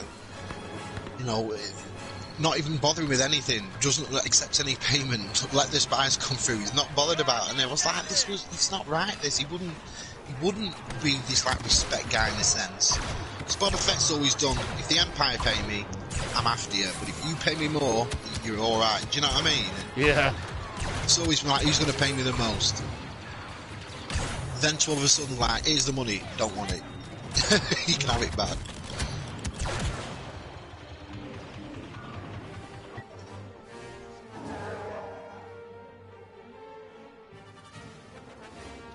Yeah, he flitted in and out of Boba Fett, didn't he? Because then when he got his Slave 1, he didn't have any hesitation in wiping out about 20 Klaatuan speed bikers. Just wiped them all out. That was a cool scene, that wasn't it? When he just come behind the sky, yeah. Yeah, that was cool.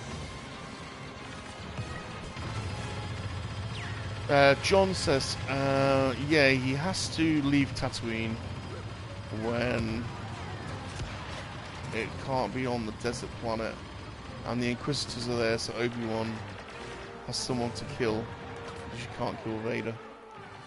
Mike says, personally, I wish they wouldn't make a second confrontation, but they probably will. Oh, it's too much. Yeah, they're not going to miss out. They probably definitely will there, won't they? I think so. Defend the objective. G4 says the legend of Boba was more powerful than the actual character. It's true. Michael says nothing that there's always two Sith, and he knows about the Emperor and Anakin, so maybe he already worked out Anakin's Vader. Okay, possibly. Yeah, possibly. We'll fall back and defend in depth. Do you think at some point he knows he's... Mace Windu? Do you think Mace Windu will return? I think he's got to, because... But I thought that's what they were going to do on the Boba Fett show, because it's Boba that wants revenge, isn't it? For what he did to Jango. So Mace was primed, I thought, for the Boba Fett show, but maybe not. Yeah, when you go back to the beginning, the Bacta tank flashbacks, there wasn't really a lot followed on for them.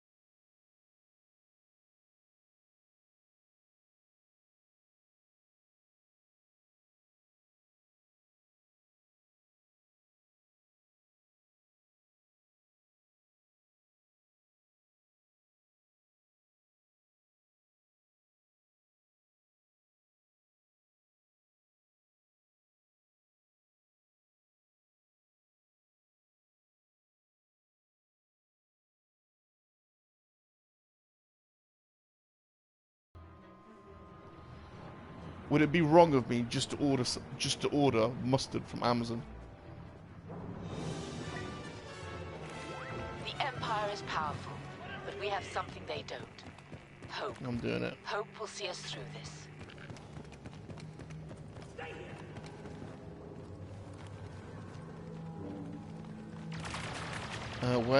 Michael says, where's my Anakin versus Younglings playset? Michael, you are sick, man. You're a sick man, Michael. This is where we draw the line. This is where we show the Empire once Well, I think they did release the Younglings with the with the helmets on and the lightsabers in one of the lines. So it might have been the Revenge of the Sith line of figures back in 2005. I'm sure they did.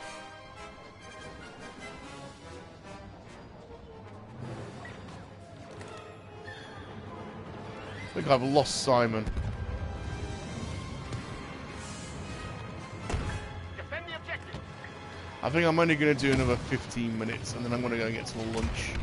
The ham and mustard sandwich is calling me. Although I can't do it without mustard. What am I going to do? I'm going to order some mustard from Amazon. Amazon Prime delivery for a thing of mustard.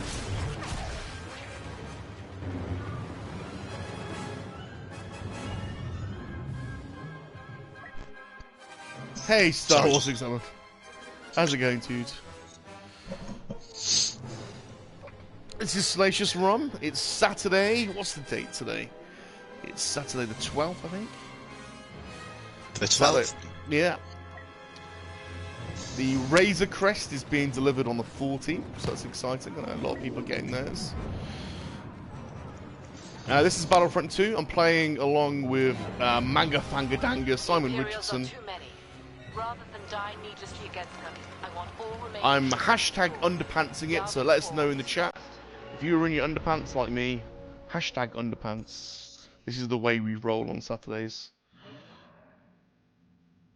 Michael says our Uber would go and get a mustard for you. That would be good. That would be the ultimate in laziness, wouldn't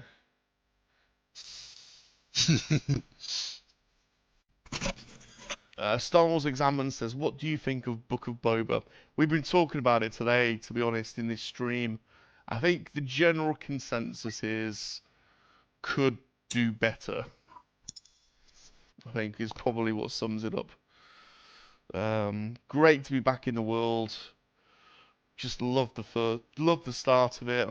Took a bit of a detour with the Mando. But who doesn't love Mando? But it's not really Book of Boba Fett. And then a bit of a letdown at the end. You thought it wasn't very good. Yeah, I think my comment could do better probably sums it up. Some nice stuff in there. You know, great nostalgia to be back. But just wish they'd have taken their time a bit more to fully develop the story and give us a proper climax. I think Simon's comment of it was a wet fart is probably a great... That was just the ending for me. It was just the ending, don't get me wrong. It was like, I think after you got two great shows like that, I mean, them loot graphics were amazing. Because like in The Mandalorian, it sort of took it out for me. It looks a bit quirky. But in this one, it just looked brilliant. Yeah. And then you get that. Then you get that Mandalorian episode where basically Boba Fett just goes into that meat chamber and just slashes them all up. Yeah. And then it just comes back to, like, I was expecting, like, a mad war after them two. I was thinking, oh, here we go now. It's going to be brilliant, this ending. I know. And then I looked at the run and it said just under an hour, so I thought, great, everything's going to be in this. And then, like I said, it was like, you know, when you let go of a balloon and it was just like... It was That's like right. that. He could have called on the Tuscan tribes of the Dune Sea. He could have had, you know, we could have had some more Mandos come in to support. We could have had Slave One in the sky. We could, you know, there could have been a proper battle, and then the whole Pike Syndicate could have rolled in with Emilia Clarke and Black Sun, and it could have been huge. Yeah. And that's what I was expecting. It's like big war. They kept going on every week. Oh, war's coming. Oh, they're coming. Oh, who can you get? How much money have you got to get them in? Oh, war's coming. And then they ended up with him, Fennec Shan, the Spice Girls, and that was it. Yeah.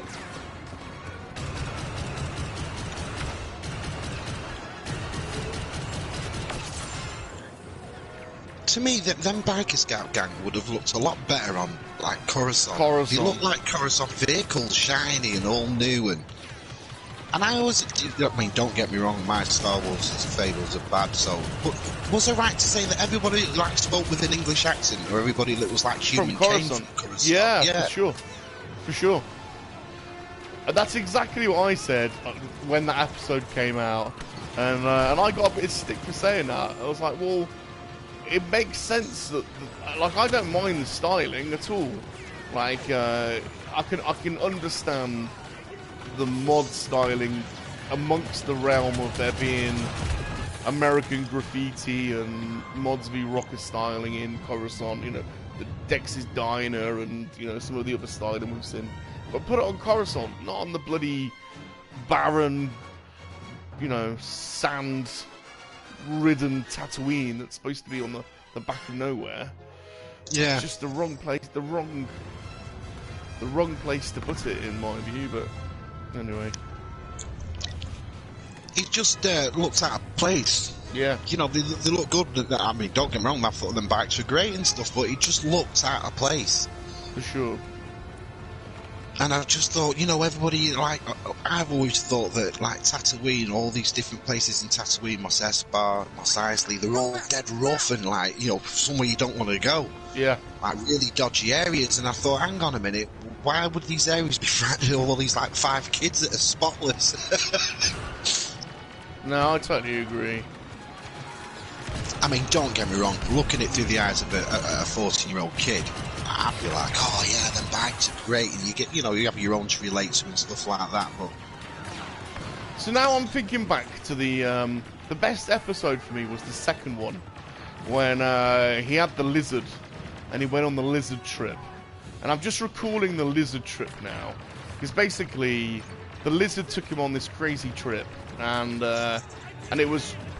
The imagery was juxtaposing between the water land of Camino and then the sand of Tatooine, and then he found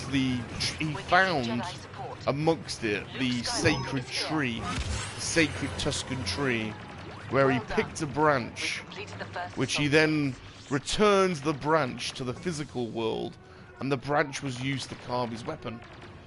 Yeah. And that's quite a pretty that's quite a big sort of set of imagery, and it's quite But that's my point about a wet fart ending, because when you look at episodes like that, and then you look at the ending of the same show, it was a million miles away. Exactly. So for me, I was like, right, this is really now setting up that I was almost thinking. So this is like the Tuscan. Like, not everyone taps into the Force the same way. So the Jedi and the Sith tap into it a certain way. This was kind of like the Tuscan way of tapping into the Force, you know, through the Tuscan sand lizards, you know. But it's like their spiritual sort of link to the Force. And so I thought he was gonna go on to like lead the Tuscan tribes or bring them together, and it was going to be. But then nothing happened with the Tuscans after that. Literally nothing. It was like. No. Although, yeah, just. I mean, he'd learned some lessons, I think, but other than that, nothing. You know, I don't know.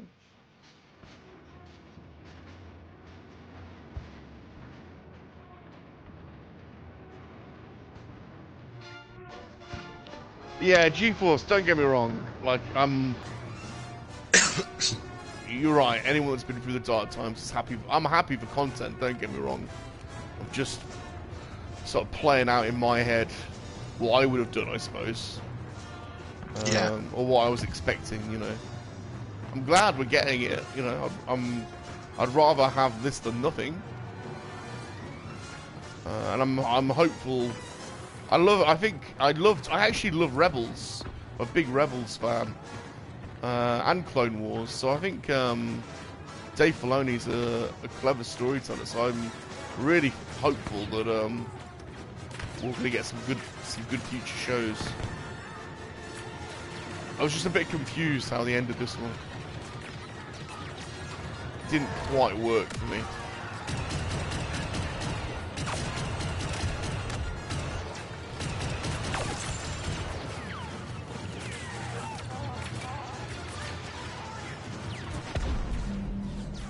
It's like when they brought the Rancor back.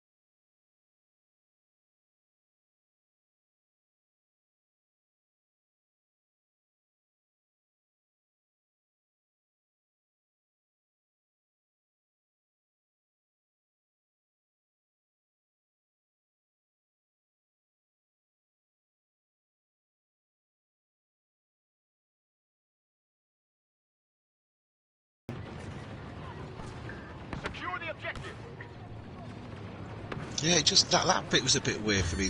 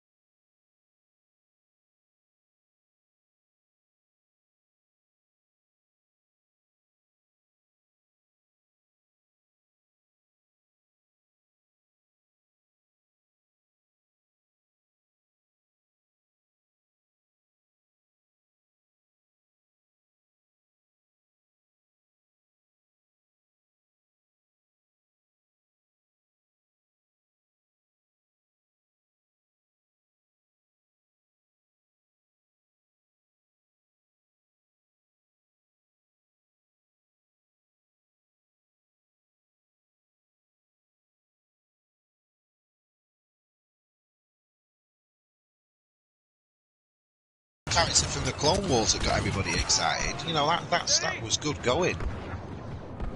I heard some things online about his hat wasn't big enough and things like that, but I can honestly say I thought he looked great. I thought it looked just like him. I initially thought, oh, his hat's too small, but then you've got to realise that this cartoon is like hyper stylized, isn't it? So yeah, like someone made me laugh because they were saying, "Have you seen what Count Dooku looks like in Clone Wars?" It's like, yeah, his face is like 30 inches long. You know, it's ridiculously stylized. So yeah, you give them the artistic leeway, don't you? I think. yeah.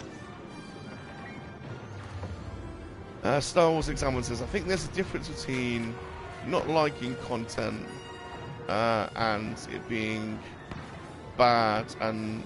Well, hold on a minute. I think there's a difference between not liking content and it being bad and not liking content and it being good. There definitely is a difference. There definitely is a difference.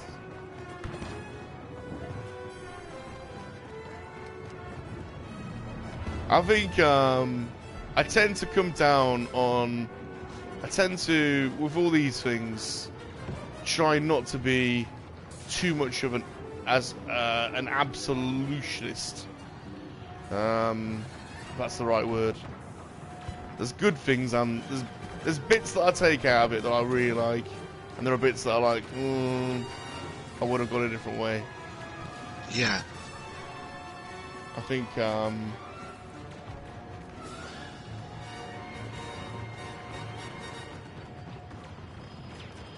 Oh, there's nothing in the show worth turning your back on Star Wars or anything like that. Do you know what I mean? Like I said, the overall thing for me was that there was enough in it that said it was a good show.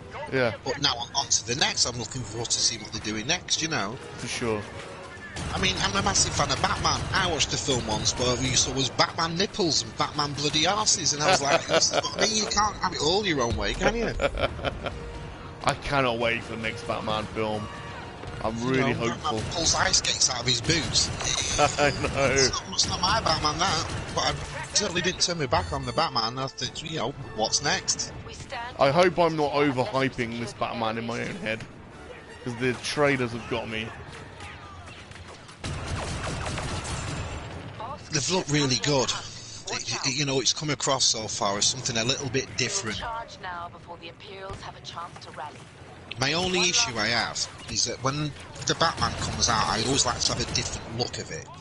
It's like Christopher Nolan's Batman don't look like Tim Burton's Batmans. Tim Burton's Batmans don't look like, you know, the original series and stuff like that. And the only gripe I do have watching this trailer is that it looks a lot like a Christopher Nolan Batman film, in the sense of how it's shot and how it looks.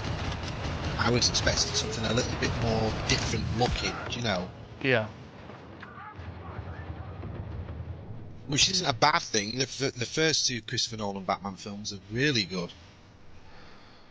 But I just thought of something a little bit more in a sense of like design, comic book, if you'll have me, more of a gothic look to Gotham City. And It's funny if you rewatch the Nolan trilogy, how it actually I think he makes a right turn in the styling, because the first one, which is with Ra's al Ghul, and they're on the. Do you remember the monorail scene at the end?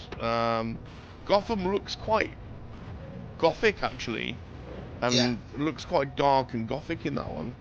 But by the time you get to the Rise, the final one, it looks a lot more like Chicago, modern day Chicago. yeah, and that's it. I think the games, the Arkham games, have got it perfect out. Yes, they have. Yeah, for sure. It's absolutely perfect. Yeah, that's a good shout. But I don't know how this one's going to go for things like that. You know, I mean, there's a few cameos in, there'll be a few more villains in. But again, going off what people say, you can't say that anymore because it was 100% Han Solo's in Book of Boba Fett. I know, yeah, I know. Yeah, I heard there's a massive twist at the end of Batman.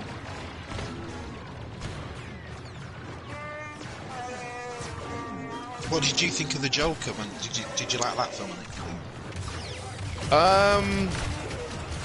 I thought it was absolute genius. Hard to watch, and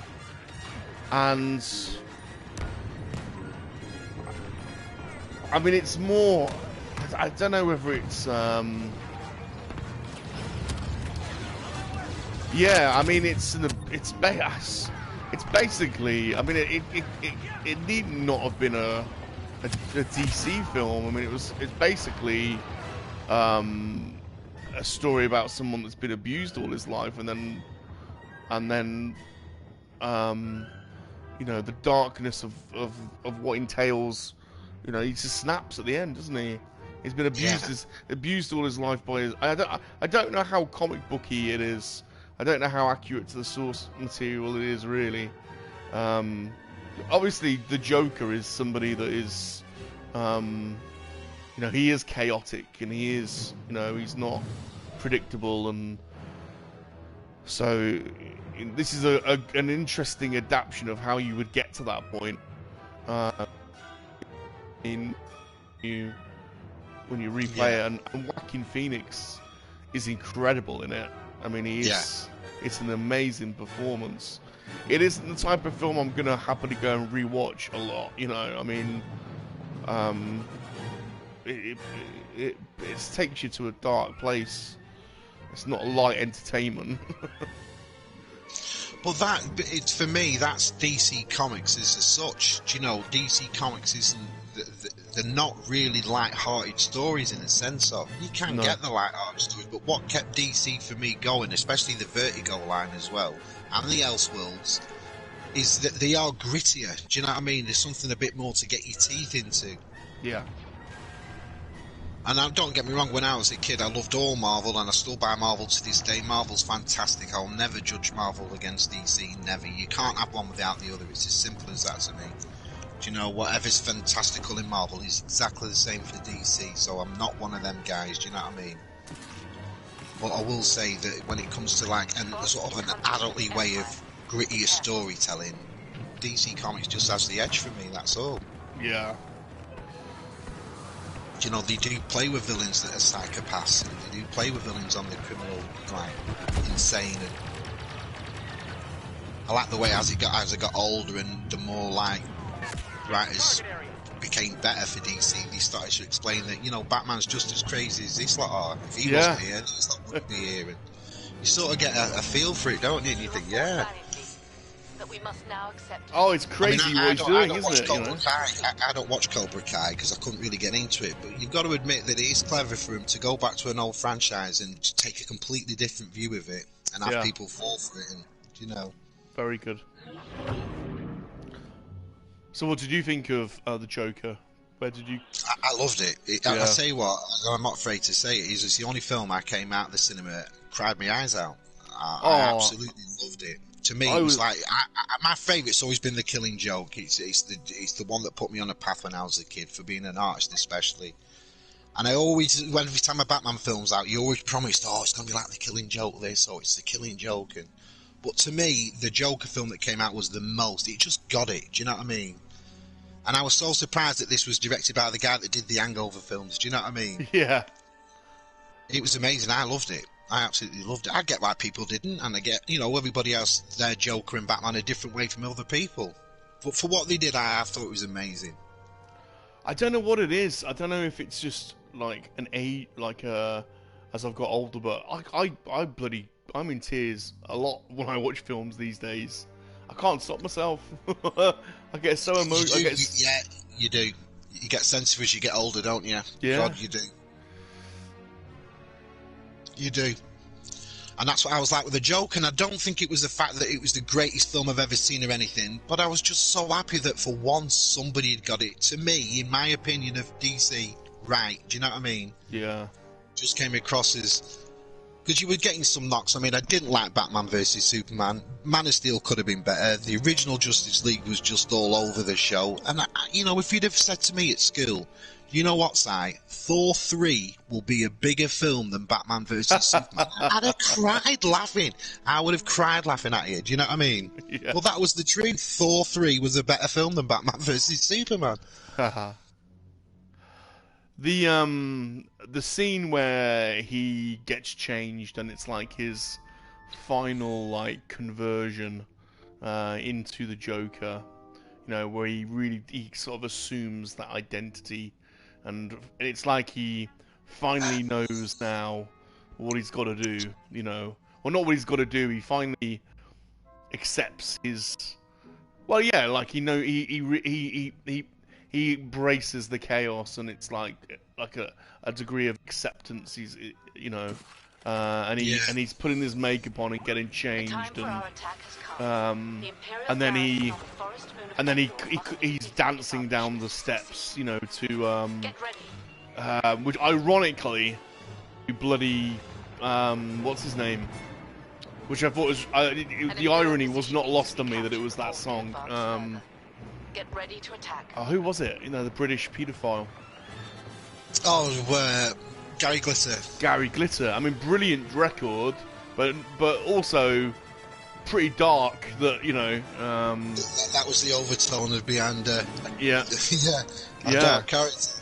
Yeah, and also the overtone of that he was abused by his mum. There was clearly an abuse element to the story, wasn't there? Yeah. And I did like, the way it tied in at the end, where through all the chaos is what cost Bruce Wayne and his mum and his dad. Yeah. And to me, that was it was just totally different, don't get me wrong, because I'll always have the Joe Chill, mobster down the alley. But it was just, it made sense, you know what I mean, for that story to be, this is how it ended with the chaos continues, So there are some discussions, I don't know how you feel about this, that they are thinking of making a sequel, and that it might end up, because it's sort of set in the late 70s, isn't it? In the 80s, I think? Yeah. You're not, it's slightly ambiguous, the time, I think. It's set, it's clearly not modern day, but it's got a slight retro feel to it.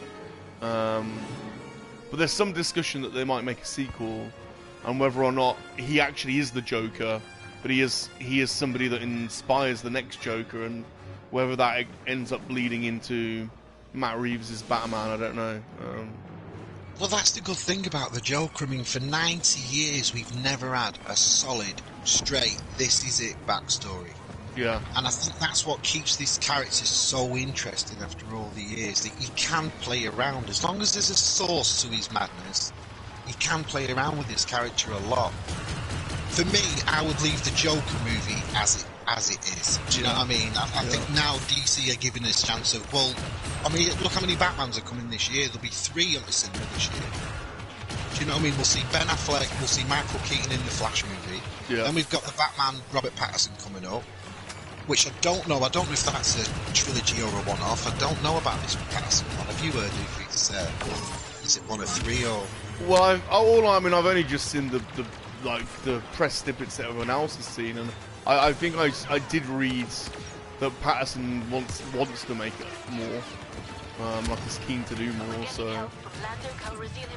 But I don't know. I mean, there's all kinds of weird press that have come out of this film, like that he and Matt Reeves hate each other, and that him and Zoe Kravitz were having an affair, and Matt Reeves caught them shagging on the Batmobile during, you know, outside of filming hours, or some kinds of weird stuff that have come out of, you know. So God knows. Fair play if he was, you know. She looks a great Catwoman, though. Yeah, she looks like absolutely amazing. She's got a cat-like face, hasn't she? For sure. Beautiful woman. Beautiful.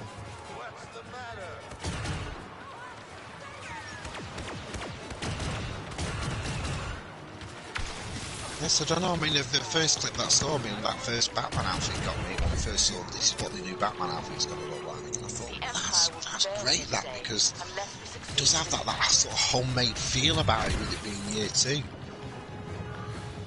And that Batmobile's awesome. It's like the Mad Max Batmobile, isn't it? Yeah, it's totally awesome. And I just love it, absolutely love it. That the score is already out. You can listen to the score now. It's Michael Giacchino. And I just love it that the main theme for Batman plays off the Nirvana riff that they used in the trailer. Yeah. You know, like they've carried on that riff into the main theme. What is it? Something in the way. Nirvana from Nevermind. Something in the way. Yeah, it's great. Yeah. Just that riff, they used it in the trailer absolutely brilliantly, like bloody hell, just incredible. And then you can notice the riff in the main theme, like it's carried on. Yeah, I thought the trailer. It's easy to get overhyped by the trailers. I thought the first trailer with the Nirvana theme, and then his makeup. You know, takes his cowl off and his hair's slightly longer, and he's got the makeup on, and then there's the scene where he the Batmobile flies up in the air, hits the Penguin from behind, and then he gets out, and I mean, the trailer just knocked it out of the park. It's just dark as hell. Yeah, and it's supposed to be a 3-hour movie as well, so we've not seen much of it. But I've been overhyped by trailers before, so. Yeah, The Last Jedi. Yeah. Yeah.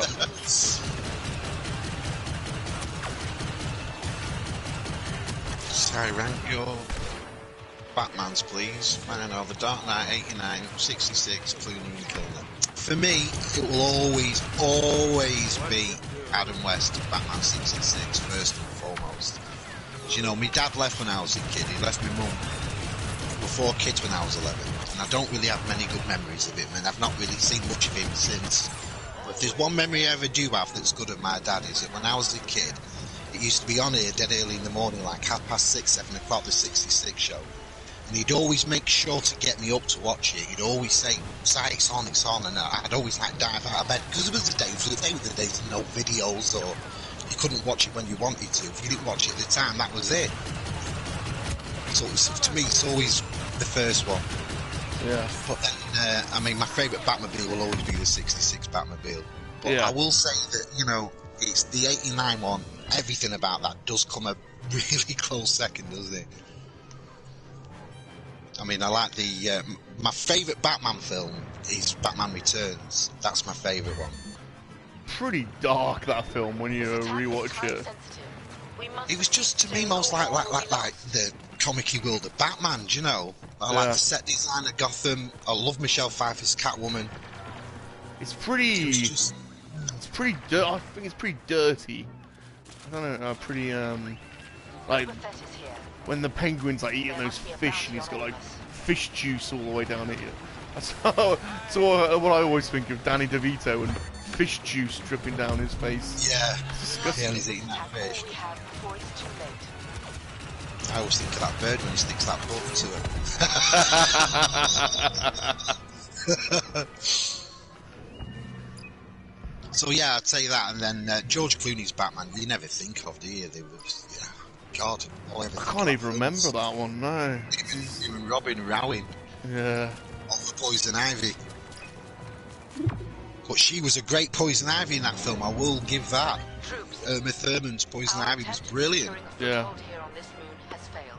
They're campy and they're like I liked her Poison Ivy a lot. For that film, I mean, that film was terrible. Did he have like a Bat Visa card or something as well in that? Or... God, it was just everything. Yeah. Stupid. Bat CD player. Yeah.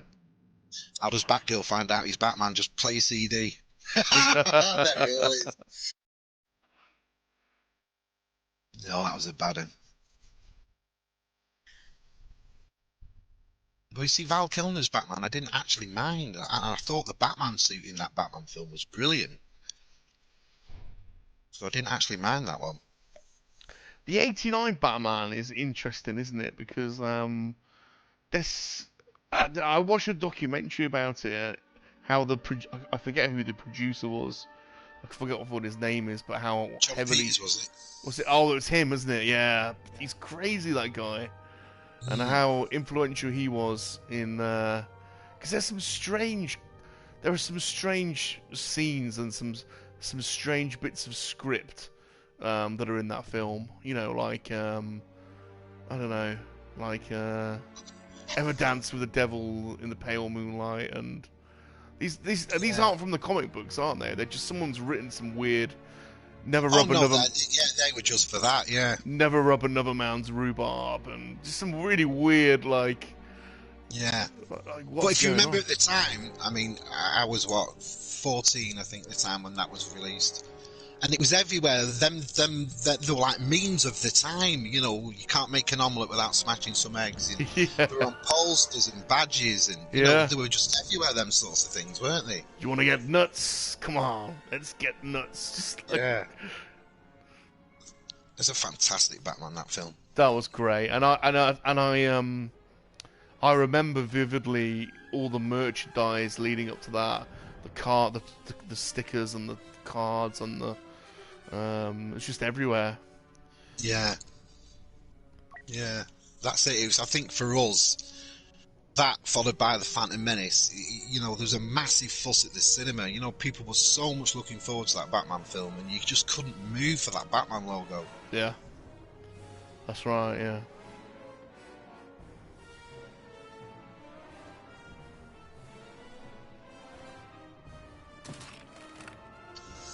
So yeah, hopefully it's fantastic and hopefully it's brilliant. And we expect them to attack soon. Prepare the defenses. but again, like you said, with most cinema today, you don't know until you've seen it, do you? Because the people that make trailers are so good, aren't they?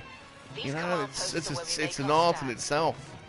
And, Well, I remember seeing that Rogue One trailer, and there was a scene in it where Jyn Erso's running across this bridge, and then this TIE fighter flies up. Yeah. And I was like, what the hell is this? Yeah. And then when I saw it, I was like, where is it? It's not even in this film. Jesus, that trailer, that Rogue One trailer, where it's just the Death Star siren, or the Super Star Destroyer siren in the background. You know, the woo, woo. It's just that throughout the. Fuck me, that was incredible. Just like, Yeah, oh my it was. god, I'm amped for this. This is just insane. The poster was cool for that as well, mate. All them stormtroopers running on that like Palm Beach. It just Yeah. looked brilliant. It's all like walking through the water. It just looked great. Yeah. I will say that out of the five, Rogue One was the best one. For sure. Yeah, for sure. And original as well, like nostalgic but original. You know, it's like it it played into your nostalgia, but was original story with original characters. So fair dues, fair dues to the writers. It was that English guy that wrote it, wasn't it? That what was his name? The Imperials currently have the upper Who hand. was it English guy directed. Was it Gareth Edwards directed? Gareth Edwards. Fair play to him, because I liked the first Godzilla film. And the guy that wrote it is another Englishman as well. He's a video game journalist. What's his name? It'll come to me.